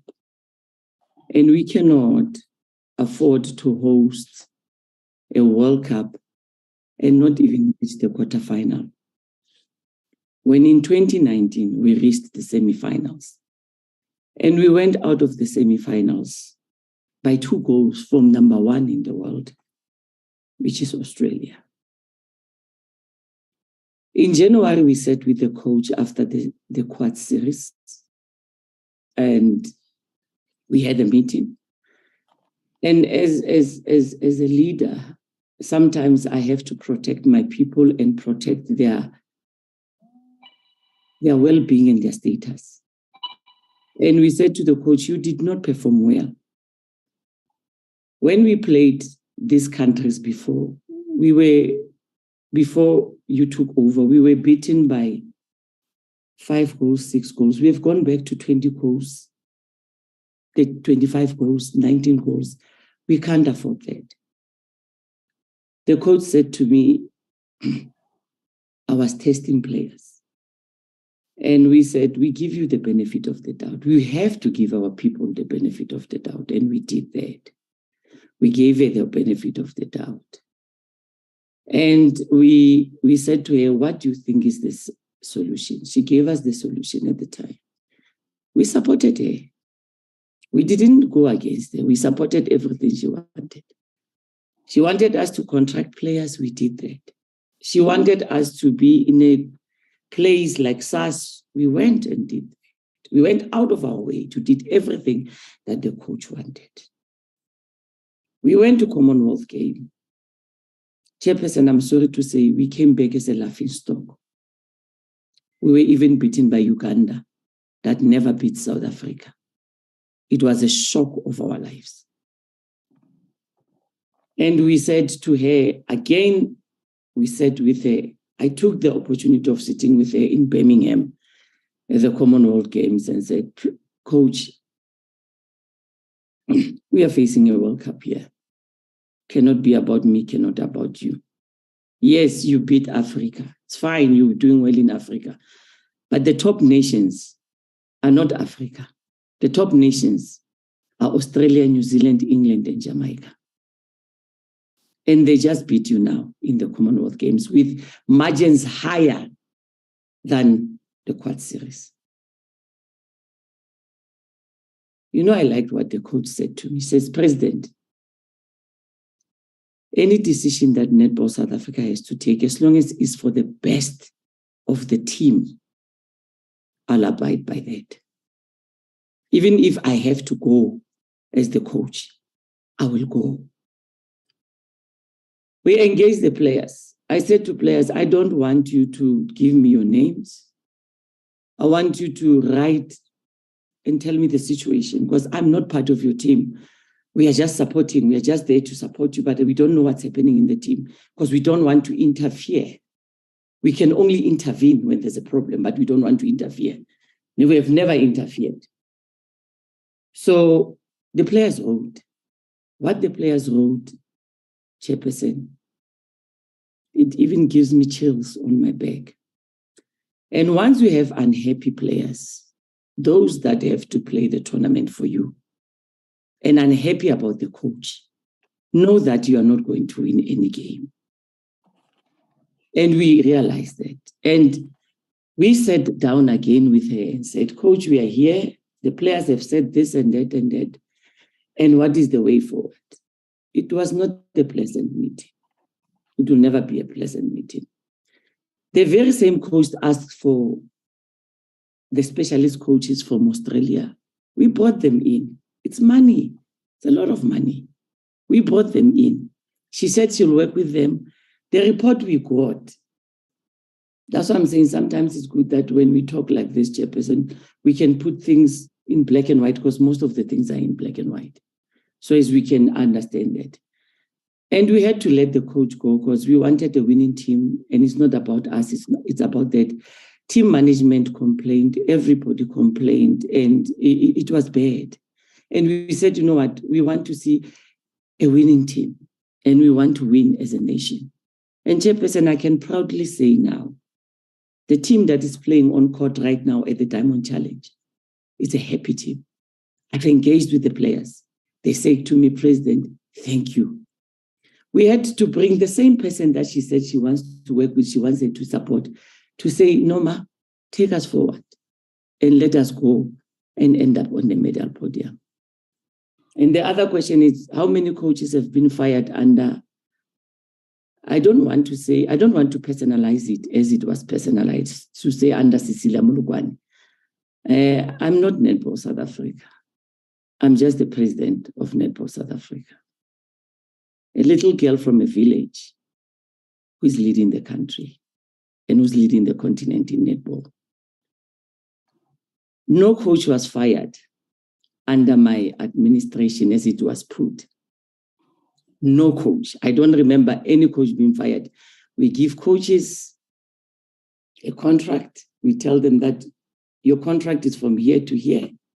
It finished. The only contract that finished that we know of is of the under-21 coach, which the under-21 World Championship couldn't take place because of COVID. It's not our doing. It was what was happening in the world. So I'm shocked to hear that we fired any coach because I don't remember us firing any coach at any stage. Coaches are given contracts. They come to an end. Like right now, we have appointed coaches and they know that in their contracts, it's a certain time that they have to be coaches. And when the time comes, we will advertise, Chairperson, and we'll give others opportunity. If people didn't do well or people did well, we'll give others opportunity. We want to grow the sport, and we cannot have same people all the time. We need to grow. And that's what I can say, because no coach was fired under, as much as I remember from 2019, from 2017, when I was voted into office with the previous executive, and now no coach was fired, and no coach resigned. I want to say no coach resigned. I don't have any coaches resigning, giving me a resignation letter. And I wonder which coach is that, because no coach resigned. And we want to understand if coaches resigned, which coach resigned? Because I see it says here what happened. As I explained, we give other people opportunities, and we did that, Chairperson, and proudly so. We went to the first 5 in this month. And the first 5 team, for the first time in history, with a coach that we wanted to give an opportunity, for the first time in the history of first 5, came back with a silver medal, went to the finals with Australia, beat New Zealand, beat England, and it's a young black coach that was coaching the Crinums at TNL. Right now, we gave another young coach who was a former player an opportunity. She's doing very well with the President's 12 at the Diamond Challenge that we are at. We're giving people opportunity because of we see what they do, and we cannot deny people opportunities. And we will keep on giving people opportunities as we are doing. We gave Jenny van Dijk. She's done very well at the TNL in some tournaments, and we felt it's her time. And we believe that in Jenny van Dijk, we are not automatically qualified to play the Under-21 World Championships that will be playing Gibraltar in 2025. But we believe that with Jenny's experience and with her skills and with the passion and knowledge, Jenny will qualify us first, because we need to first qualify in Africa and go to the World Cup in 2025. And we believe that Jenny will do the job for us. So to us, we're giving young coaches opportunities. And we are saying to them, go out there and represent us. And that's why we came up to the conclusion, because we want to win the World Cup. And unhappy players would never give us that. Her players are happy right now. What we should be celebrating as the countries, we have started now to beat these countries with those margins again. Because we were to beating them by 70, which we couldn't do even at Commonwealth. So the other issue that was raised on Netball South Africa was the issue of the visiting committee pleased with the World Netball Board, which I sit at. I'm the one that asked them to hold the meeting of World Netball, which was scheduled to go to Los Angeles in the USA. I asked them, can you kindly come to South Africa? I will host you, because we are hosting 2023 Netball World Cup. I want you to come and see the progress. I want you to come and see the venue, because you're asking me a lot of questions in the board. So it's better sometimes you come and experience this on your own and come and have questions and ask them. So it's maybe I don't answer the way you want me to answer, but maybe if you are there physically. Hence, Chairperson, I hosted the World Netball Board meeting. They were not visiting. It was a board meeting, a scheduled World Netball Board meeting that I requested to host as one of the board members, as I am there representing Africa. I said, Africa this time around wants to host, and can I do it? And I took advantage of saying, I'm in South Africa, and the World Cup is in South Africa, so come and see the progress. So let's correct that one. They were not visiting. They came to a fully fledged board meeting that I asked that I should host. On the issue of netball, again, was asked on the issue of the criteria. like it was given about Vembe and Mukondeni, which we opened the courts together with the Department of Sports, Arts and Culture. It was a process that went through Netball South Africa. We asked our district to identify schools that our district teams can use to play leagues, that our district teams that are in rural places can have access to all-weather courts. And we said to them, give us the name of the school, the letter from the principal or the SGB to say that we can come and together with the department build these schools, because we wanted our own people in netball that were complaining that they don't have facilities to have a legacy to say, at least in 2023, we benefited as districts of netball. Because to us, it doesn't make sense to take a court and put it where netball people are not at. Because at the end of the day, the people that should benefit should be netball people. And we went through the process of saying, I'll give an example about Limpopo. To say in Limpopo, we cannot identify Capricorn because there's Polokwane that has got courts. We cannot identify Water because there's Tabazimbi, there's Bela that has got courts. And then we said, Vembe doesn't have any courts. This was just a marvel for Vembe to have it. And they appreciate it so much. So there was a process that all districts in Netball South Africa, let me put it this way, all 52 districts of Netball South Africa applied, and we had to choose where the need was and where there was more need for us to put those legacy programs caught on. If I did not answer anything that comes from Netball South Africa, can it be raised? Then I answer it. I thank you, Chairperson. Thank you so much, President. President, I must answer on behalf of the committee that the lull that was seen is not there. We're thinking that is because of these two structures. And as from now onwards, as you have heard when I was in a way contributing and responding, Netball South Africa, you are also having some complaints. So today onwards, our meetings are going to be scheduled accordingly, and we will be calling in Netball South Africa as Netball South Africa. We were not going to get this information if board and LOC didn't come and explain to us. We have now a right of calling you, Netball, to come and brief us. How far are you through what we've given today? So that's the understanding of the committee. Any other intake? Patience, Priscilla, and the rest.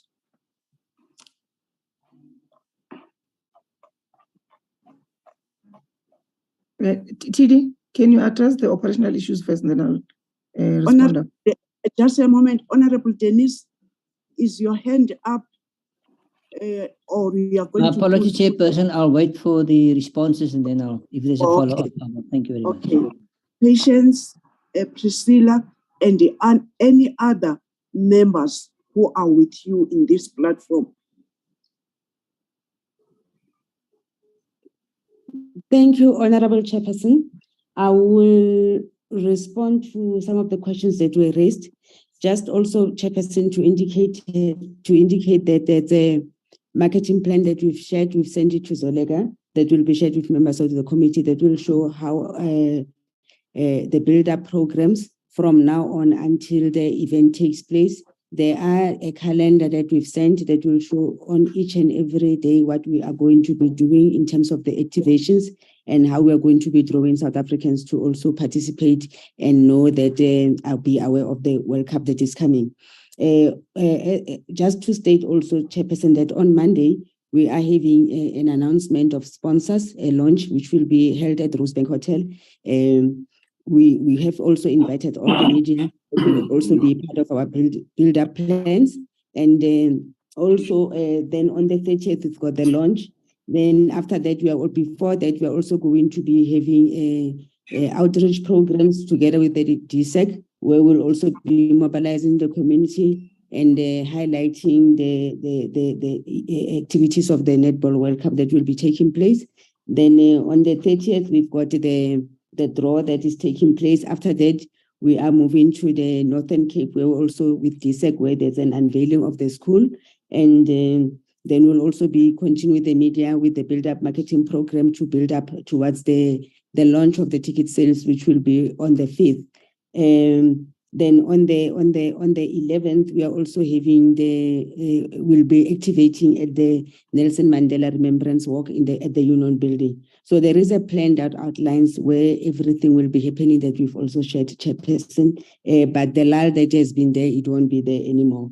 In terms of the questions of the marketing manager, the marketing manager that we had appointed head of marketing, we had two separate ways because just before we went to the launch, he misused the company vehicles. He took the rented company car, and he was nowhere to be found for a number of days. And when the tracker report was also pulled out, it was realized that this car was traveling the whole night. And when they were calling him, they couldn't also get hold of him. They had to call the police to intervene for them to recover the car. So we had to part ways with him. In terms of the stalls at the fan parks, yes, there will be stalls. We can allow them but they will have to go through the accreditation process. The accreditation company, we didn't appoint any company. State Security, SSA, is the one that is doing our accreditation. They are working hand in hand with our accreditation manager, but they are running the entire process of the accreditation. We were advised that the State Security has a fully fledged facility, so why do we have to go and appoint a company? So as a result, we didn't appoint any company, but it's on the state hands to do that accreditation program for us for the World Cup. In terms of the balls, I think there was also a question of the number of balls. The number of balls that we're talking about, they are going to be sold. Those are replica balls that are going to be sold, including the key rings as part of our merchandise. Gilbert, in terms of the agreement, they are going to give us the legacy balls that we can use when we are promoting, but those balls will only come 3 months before the tournament next year. Those balls, there are 200 balls that are for legacy that they are going to give us in terms of the agreement. In terms of there was also a question on the surplus. In terms of the surplus or the profit, the 27 million, in terms of the hosting agreement, the 55% of the surplus, it goes to World Netball. The 25% of that surplus goes to the hosting country, and 20% is going to be shared with the participating countries. So that's how the surplus is going to be shared. It's part of the rise of the World Netball, and it's on the hosting agreement. In terms of why Eastern Cape was chosen to do the draw, Eastern Cape approached us. They raised their hands that they are willing, they want to host the draw. If Chairperson, you can remember, there was also at NINMED where provinces had indicated that they also want to take part and host some of the programs leading up to the World Cup, because this World Cup is not only a Western Cape province World Cup, but it's a South African World Cup. So they wanted also to participate, and hence Eastern Cape raised their hands. But after various deliberations with the board, it was decided that Western Cape indicated that they're interested and they were offered the opportunity, but unfortunately we never received any proposal from them. In terms of the artists getting their benefits, we are still in the process with the organization to see how, if music is played, how is that rights going to be paid, and how are they going to charge us? So those negotiations are currently in place to ensure that we don't shortchange anyone with this process or with this World Cup. And in terms of the financial report, I think our CFO is here. I'll ask him to report to that. But just to indicate that we have appointed a company, an auditing company. They are busy finalizing the financial audit. And after the financial audit has been done, we'll provide the members of the committee with that report. The audit is almost concluded. I think before we go on holidays in December, we'll have that report, the final financial audited statements. The Audit and Ethics Committee, it hasn't been established. We are in the process. We will ensure that that committee is established as soon as possible. The legal advisor, there's a company, TLC, that they had a contract with the board. The board had approved them to also be providing the legal advisory service and also secretariat to the board. We have renewed the agreement with them so that they can be able to assist. They have been currently attending the board meetings on an advisory capacity and also ensuring that they provide that secretarial service to ensure that our minutes are not disputed, are a true reflection, and that they can stand any legal scrutiny.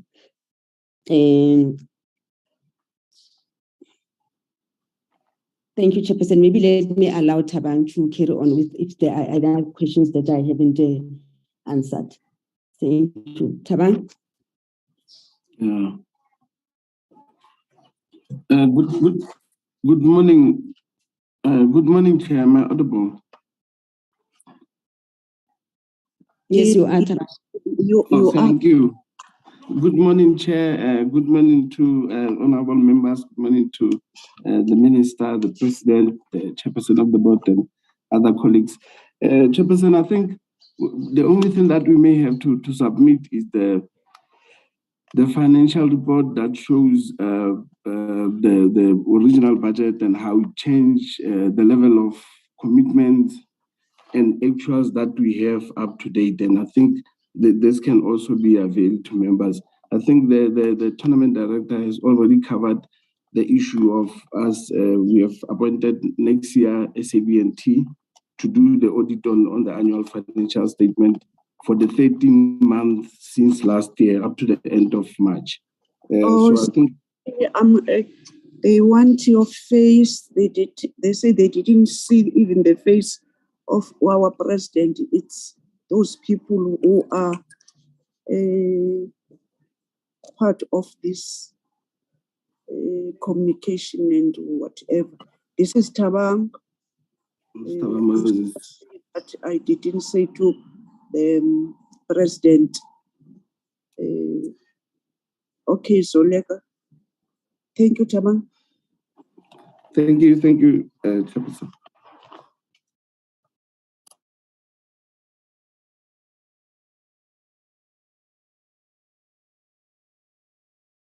Go on, Thabang. So, Chairperson, most of the other issues I think that were raised mostly by Honorable Member Van Dijk has to do with the updating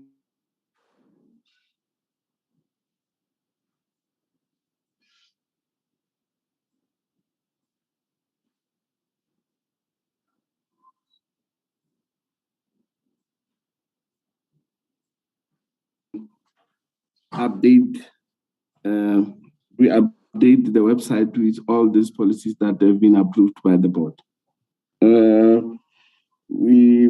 The issue of legal advice and the surplus has already been covered, Chair. I think those were some of the financial issues that needed to be covered, Chair. Thank you, Chair. Thank you. Any other intake? Thank you very much, Chair.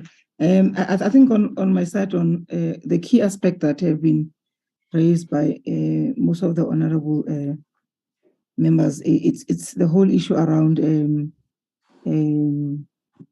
non-optimal functioning of the board, and I think I'd highlighted that, and I think if I'm correct,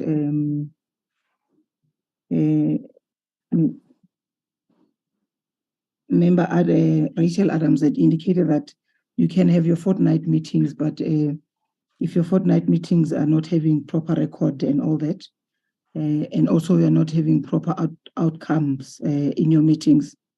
But what I want to indicate as well, Chairperson, is that there's a very thin line. I like to say there's a very thin line between love and hate. Same as there's a very thin line between an oversight role and management of an organization. And I'm raising this that sometimes when I mean I've heard the word interfere and intervene here, that sometimes it's perceived as if people are interfering on people's jurisdictional responsibilities. But it must be noted that as a board, we equally so have a responsibility that we have to provide the support, strategic direction to the LOC. And while we know that there could be delegation of authority in terms of what the TD and the team is supposed to be doing, but at some point we have a responsibility because we are the one that are accountable. We are the one that have been given the stewardship of this particular project.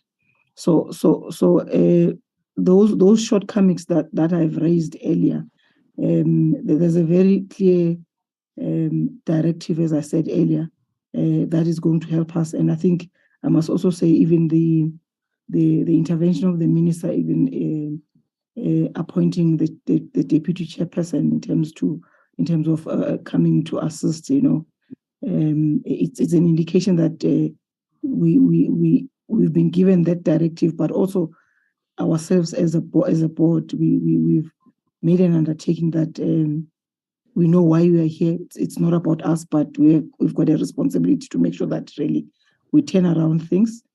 Truly so, we don't have time anymore. And ours is just to make sure that we start to be together and really deliver what is expected. And really, when we come back next time to this meeting, we'll really be able to give a positive progress, adding into some of the things that we've already achieved from our side. I see Mrs. Khan wants to add as well. Thank you, Chair. Patience, I'm chairing. Oh, sorry. My apologies, Chair. Did you just smile? I've seen your hands up. Thank you very much, Chairperson. Good morning, Chairperson. Good morning, honourable members. Good morning, Minister, the President of Netball South Africa, the Chairperson of the board and the TD and colleagues. Chairperson, there were two questions that I want to respond to. The first issue is around the 90 million rands that Honourable Joseph had spoken about, and you know, how has it been spent?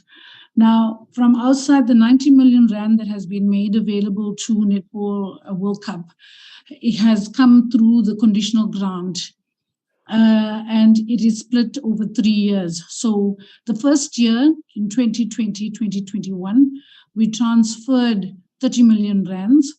The board was not in place at the time, Chairperson, so the money was allocated to Netball South Africa, so that they could then manage the budget, and where there was need for any expenses to be paid regarding the World Cup matters, it would be then done by Netball South Africa.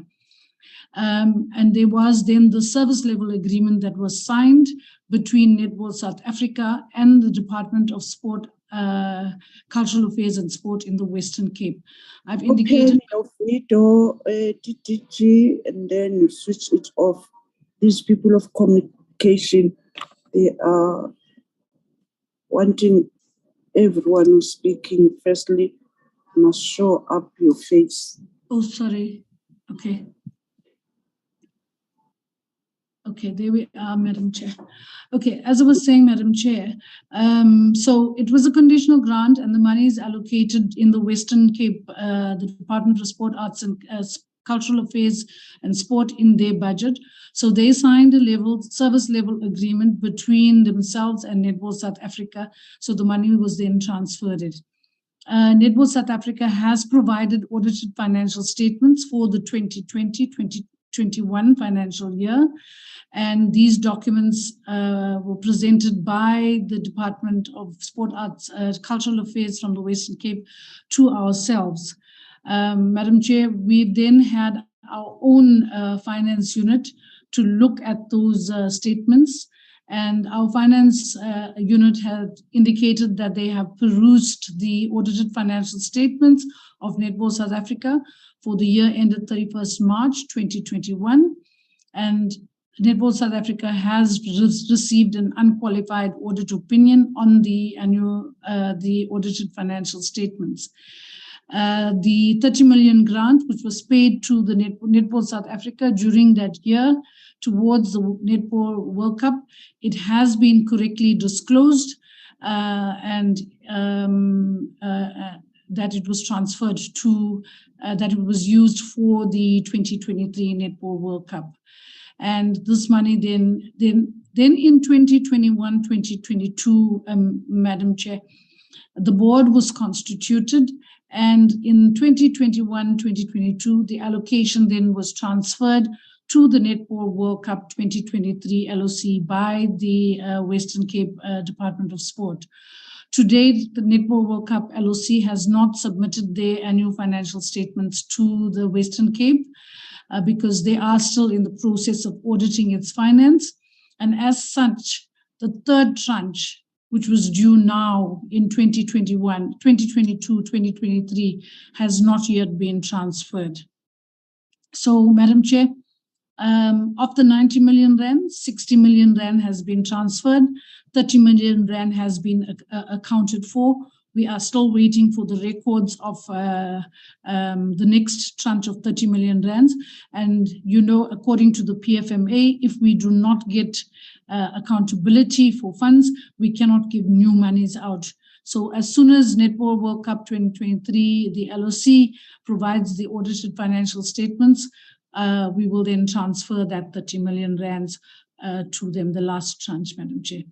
With regard to any shortfalls and how we will assist, we have in that meeting that Minister had with the team, the board, and Netball and the City of Cape Town, Minister was clear that we would need to get an indication of the projections of the budget and whether there is any surplus or any shortfalls that are expected, and if there are any shortfalls, what the shortfalls are, and we need to see how then we make sure that we address those shortfalls.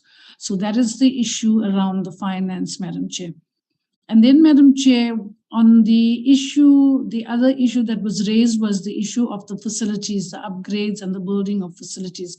Now, I'm not sure, Madam Chair, I've asked, I've given Zuleika a slide, and with your permission, Madam Chair, I think it'll be easier for me to talk through the 2 or 3 slides, just the 2 slides, so that you can see what facilities are built and where they are and which schools will benefit from it. So I'm not sure if Zuleika can assist and just put up that slide that I've, that presentation that I've sent her, or to allow me then, Chairperson, to upload the slides myself so I can just talk through those 2 slides especially. Okay, yeah, no, I don't have permission, Madam Chair, to share the slides. I'm going to start speaking through it, and hopefully Zuleika can help, Secretariat can help to flag that. Madam Chair, from our side, the legacy program is the multi-purpose sports courts that we are building in 9 provinces. And these are not like your normal multi-purpose sports courts that we are building, Madam Chair. There will be 2 courts in each school. One is for multiple codes and one is dedicated to netball. So if we have to look at in the 9 provinces, and as the President has already indicated, Madam Chair, that we have worked with Netball South Africa, they have worked with their districts to identify which schools should be the beneficiaries of these multi-purpose sports courts.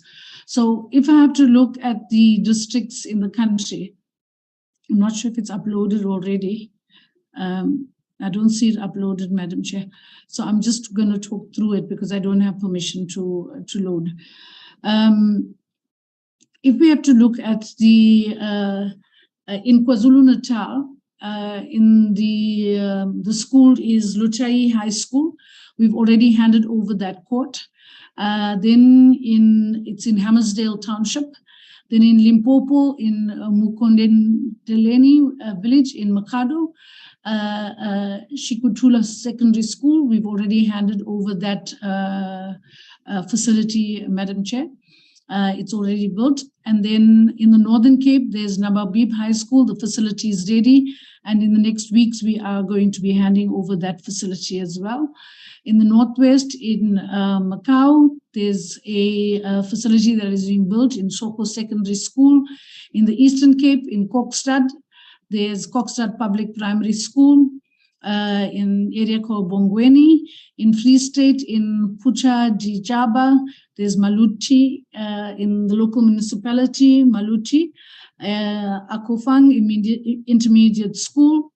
There is another school in KwaZulu-Natal, in Escort, in Pangweni Primary School. It's in Nkosi Langali Balele local municipality. Then the other one in Mpumalanga is in Standerton General Secondary School. In Gauteng, in Moshakeng, there's Matla Paneng Primary School, where the facility is will be constructed. So those are 9 facilities, and there are still 2 more that we are still busy with. So in total, Madam Chair, there will be 11 facilities at a cost of 18 million rands that we will be that we will then roll out as part of the legacy project. Madam Chair, just to indicate also that when we hand over the facilities, when we do the handover of the facilities, or when we officially open it, we also provide sports equipment and kit to 10 schools in the vicinity of the facility, so that as they use the facility, they also are equipped with the equipment and attire. So 10 schools and 10 clubs also benefit from equipment and attire. Because, Madam Chair, the understanding is that when we build the facility in a school, the school has to agree that it will be made accessible to the communities as well. So the clubs would use the facilities, and the schools in the surrounding areas will also have access to the facilities. And the schools then also have a responsibility to do a scheduling and a program of how the facilities are being utilized by themselves and also by the communities that will benefit from the facilities. Madam Chair, it's just a pity I can't show you the slides, because there are pictures of the facilities that have already been handed over. So it's really very beautiful facilities, multi-purpose sports courts with a 20-year lifespan. And every 5 years, you just have to do the maintenance every 5 years of painting, repainting the lines. So that it's with regard to maintenance, there are no overhead costs related to that, or the costs are at a minimum to maintain those facilities. Madam Chair, that's the end of my responses.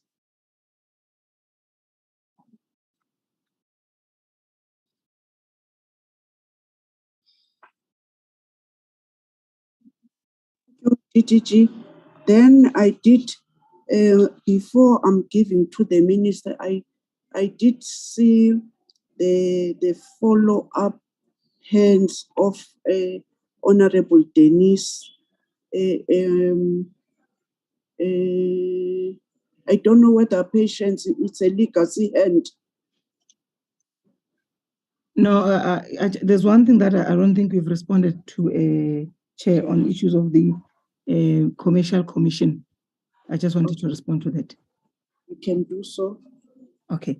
On the issue of the Commercial Commission, as it was raised, is that issues of appointment around commercial issues, it's not our responsibility as the Netball World Cup. It's a responsibility that lies with the World Netball. And I think we really debated this matter in more than 2 or 3 meetings. But after that, we did get a formal letter that we received from World Netball, and that same formal letter was shared with all board members because it was very clear in terms of that this responsibility does not lie with us, but it lies with our international federation, being World Netball. I just thought I must just clear that one. Thank you very much, Chief. Who must respond on the question of the process of 30th in ICC in East London? There was a question about that. How did it come about? It's an outstanding question, which in my notes I'm seeing. Priscilla? Yes. Okay. Priscilla? Oh, thanks, Chairperson. I did respond to the question on the... Oh, I didn't Thank hear. you, Chairperson. Again, we said the process how we went through is person. Am I audible? We are cutting. If you said you responded, I didn't hear that. Maybe other members. Can you hear? No. No. Can't hear you.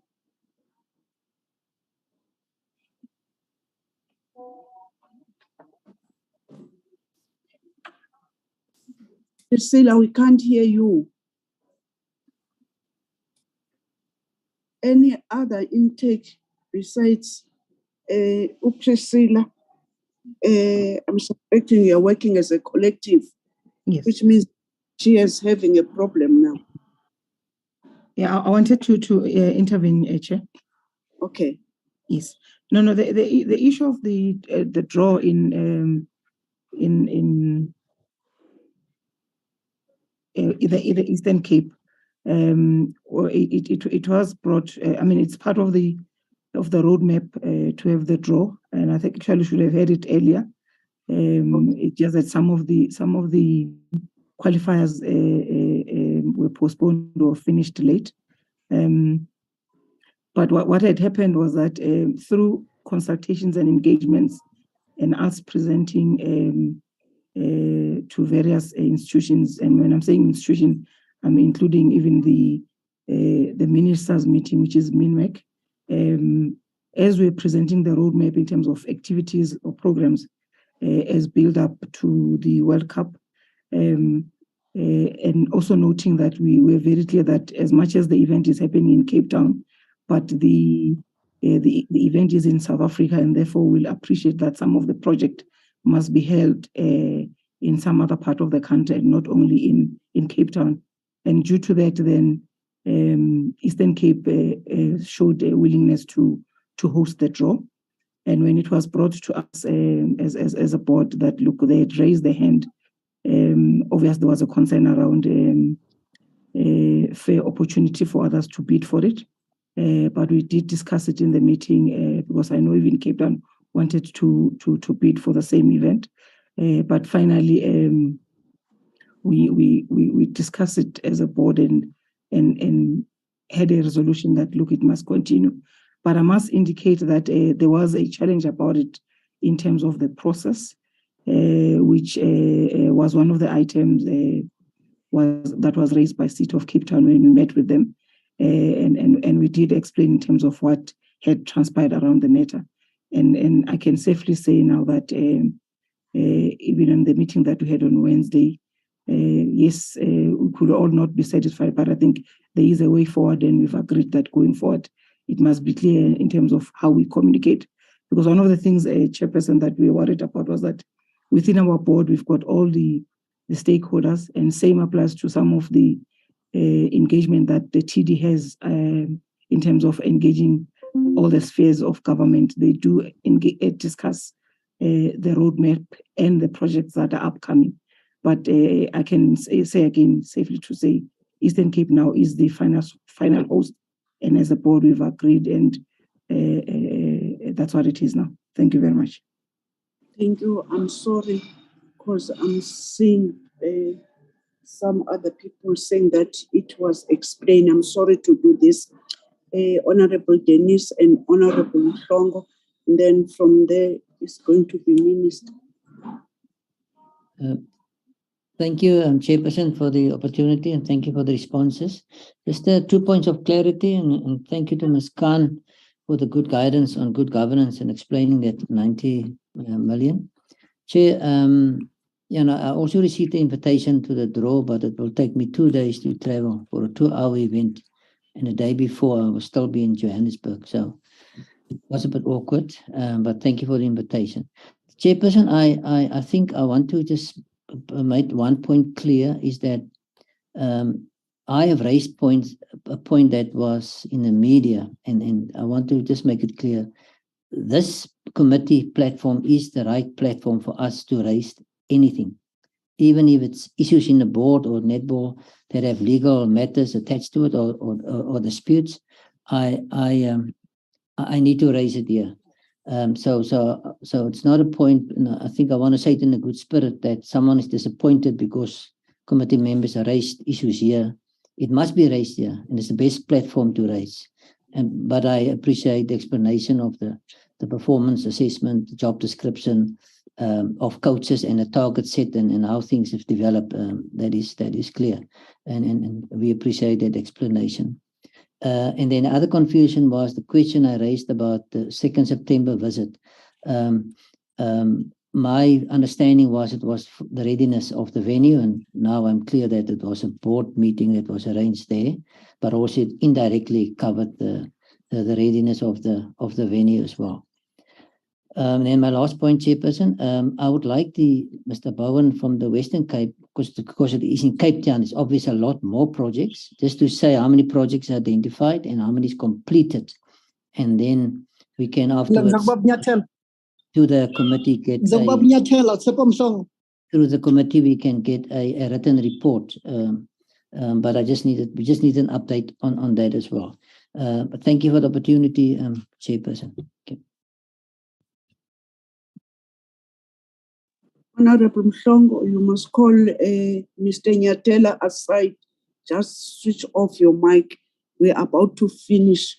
We'll talk to him after the meeting. These gadgets, sometimes they can do what they are doing now to you. Honorable Mhlongo.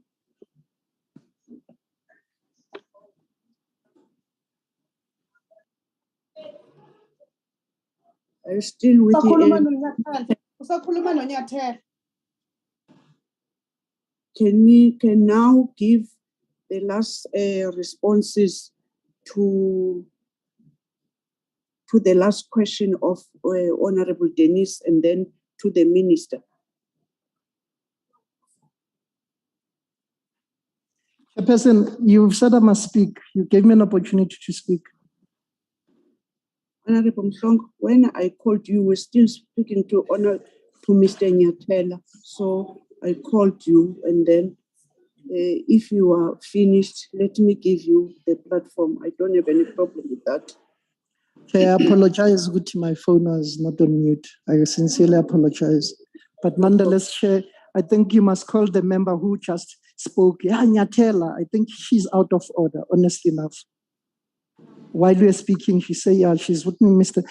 She's out of order. And if it was me, I was going to be put into task. But nonetheless, I wanted to find out when is the financial year end for LOC, because they didn't account. When are they going to account? Can we get details of the 30 million rand before they get another tranche? Because it's only 6 months to go before the event. Another question that I wanted to find out regarding the facilities. Thanks, Mama Sumea. But can we have that being emailed to us? And when you say minor maintenance, what exactly are you meaning? Because you are saying the facility won't need maintenance after 5 years, but there's minor. And then is this 18 million rand allocated? Is this including this minor so-called maintenance cost, so to say? Thank you, Honorable Mhlongo. Responded to, unless Chair was off because the network it's bad. Why we're not off? Yeah. Why, if it was responded, it's fine. Why we're not informed about the project manager who resigned? If they've responded to that, I apologize on that, because I wanted to find out, because we tend to see these things on social media instead of the LOC to inform us. And when are they going to, who's going to occupy the same position? I apologize on that. Thanks if they responded to that. Oh, no problem. Thank you. These are the last hands. Can leaders of both board and LOC and whoever, even if it's Sumaya before the minister, respond in those few questions. Thank you very much, Madam Chair. Thanks, Ms. Mustongo. Yes, when we talk about minor maintenance, Madam Chair, the facility would be required at least once a week to be swept, because it's a it's a synthetic pitch. It's like a synthetic pitch like you would get in a athletic stadium. As I've indicated, it has a 20-year lifespan. Every 5 years, there are lines that are painted to show, because it's a multi-purpose sports courts, Madam Chair, you will have lines that are painted in different colors that depict different the courts for the different codes of sport. So you would have lines painted for netball and for basketball, for tennis, for the five-a-side football or futsal as you call it, and also for volleyball. So all those lines are painted, and obviously with wear and tear and the elements, they would need to be painted every 5 years. Now and then, Chairperson, some of those tiles would get loose, so it just needs to be fitted back in place, and that would require, somebody to come in and to be fitted in. So the Sports Trust, who is the delivery partner on the facilities, they have an arrangement for the tiles for somebody to go in and sort out the tiles. But the general maintenance of painting and sweeping, the schools would have to take care of it themselves, Madam Chair. But it's minimal cost. It's not like your major stadia. When there are any matters that need to be attended to, it goes into many millions of rands. Thus far, all the courts that we have built, we've had no major issues of maintenance, Madam Chair. Thank you very much. Thank you so much. Lyndon, Priscilla. Good afternoon, Chair and members, Minister. Thank you very much for the opportunity. In the Western Cape, we have identified a number of courts in consultation with Netball Western Cape. At this stage, there are 53 courts that are either being upgraded or constructed. We have completed 25 of the 53, Chairperson, and we will be, before the World Cup, we would have confirmed the other outstanding courts. We're working with the municipalities in the various districts. So when we transfer the money as the Western Cape to them, they then have to issue tenders and then go through their tender processing. But from our side, 25, in terms of the legacy bid book, it was said that there should be 20 to 30 netball courts being constructed or upgraded. But I'm pleased to inform the committee that if all goes well, we will be on 53. That would be a legacy of the World Cup. Thank you very much, Chairperson. Thank you so much. We'll need that information in writing. Thank you so much. President Cecilia. Chairperson, thank you so much, Chairperson. I think I won't be doing justice to the committee, not to inform them and tell them this. Yesterday, Chairperson, we went to the Holland Industry Sports Award, and our CEO of Netball South Africa, Ms. Blanche de la Guerre, was given a Lifetime Achievement Award for the role she played in netball since she became a Netball South Africa executive member when she started, and then went to be the CEO of Netball South Africa. So I think we need to tell the committee and congratulate her. Thank you, Chairperson. Thank you, President. In that note, honorable members, we are taking this meeting to the leader of the delegation, who's the leader of this department, Honorable the Minister, Osinathi Mthetho.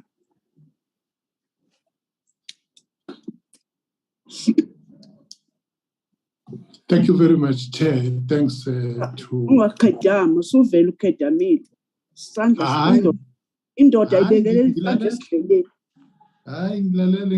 It's interesting, Chair. I'm really enthused by the contribution of the members and the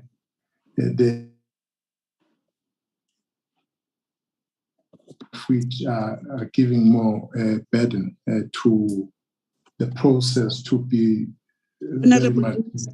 Honorable Minister, can I share this with the honorable members and you?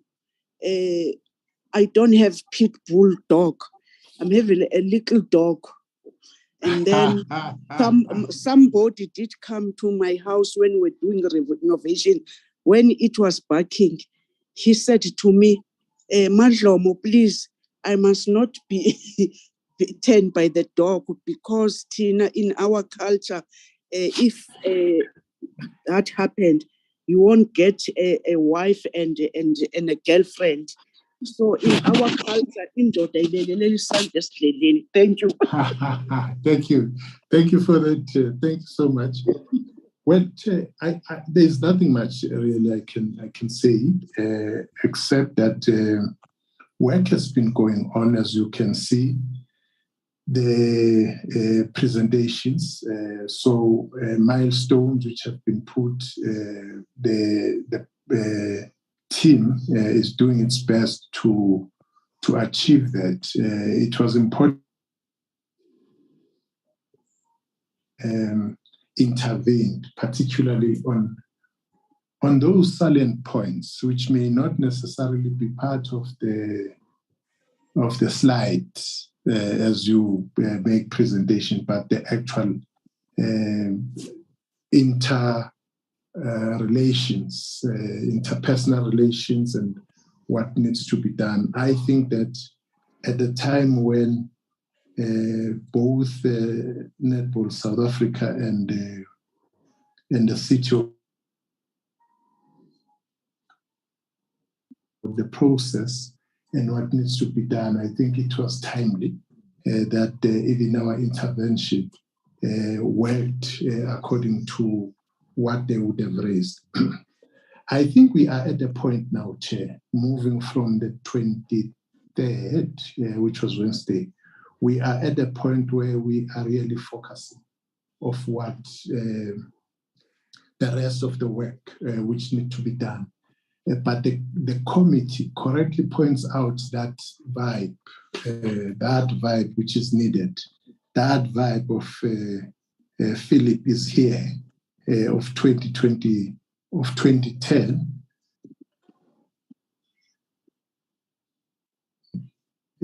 So that the society is galvanized. And that process, as we have been assured here by both the chair and the tournament director, that things should no longer be the same. In fact, we did make a point that between now and the final draw, there must be something. People must feel that the area which remained behind is the area of mobilization and particularly marketing and communications. And that's the area which we will be watching with keen interest in the implementation thereof. Honorable Van Dijk raises the issue of the board. This expression of hope from my side, honorable member, explains that we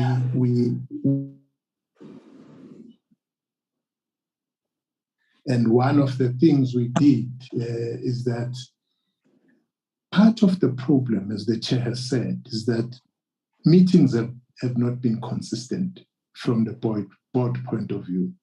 And we have identified that some of the people who are members of the board have other tasks they are dealing with in their organizations and institutions. So we resolved that by today, all the partners would have given the tournament director alternate members with powers to decide, so that nothing will be held in abeyance. We don't have time. Soldier on and move forward. And over and above that, as the chair has said, we have roped in one of the experienced administrators in terms of the events like World Cup to deputize the chair to work in the chairperson's office together with the chair so that they drive the whole process of ensuring that we indeed have Cup. I must say, Chair, in the midst of everything, in the hurly belly of engagement, one thing we must not forget is that what brings us together is netball. In the final analysis, netball has to win. If there has to be benefit to that young girl in somewhere in Eastern Cape or Limpopo, KwaZulu-Natal, or in Northern Cape, rural, by this netball and this process, so be it. So that whatever we are doing, we are contributing in growing netball in South Africa, in ensuring that our young girls are part and parcel of this sporting and winning nation we are thriving to build. And I think, Chair, that then will talk to issues of legacy. We have heard about the infrastructure, but where possible, resources, financial resources to benefit that should be thought through that process as well.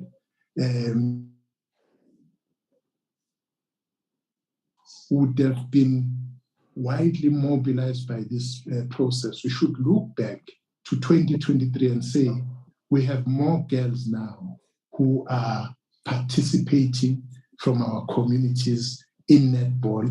Netball has grown from where it was in 2023. So I'm saying that as we do all the preparations and everything else, we must always pull everything together to say this at the end of the day. Thank you very much, Chair. Thank you very much, the Minister and all our visitors. In my closing remarks, I can just say on behalf of this committee, let me take this opportunity to congratulate the Lifetime Achievement Award of the CEO on her contribution in the netball. In those words, now I'm releasing all who has been here. This is time that we must close this. Chairperson, I didn't see the minister with the netball T-shirt. Can he show his face, please? No, he doesn't have a green card. He did show the face. Oh, okay. No green card for him. Okay. Okay. Thank you, Minnie. Thank you, Patience, President, and Priscilla, all the entourage which is now is going to leave us. Thank you so much. Thank you very much, Honorable Chairperson and members. Thank you. And thanks for informing Member Mhlongo that I will never go wrong. I didn't elect apology, Minister. I'm not working I apologize. No problem. Thanks. Thank you. Bye-bye. Bye. Thank you. Bye-bye. Bye. Thank you. Thank you. Bye. Hi, thank you. So when so Recording stopped. Madam Chair? do we have any other things? No, Madam Chair, we did not include minutes for today. It's because of the time.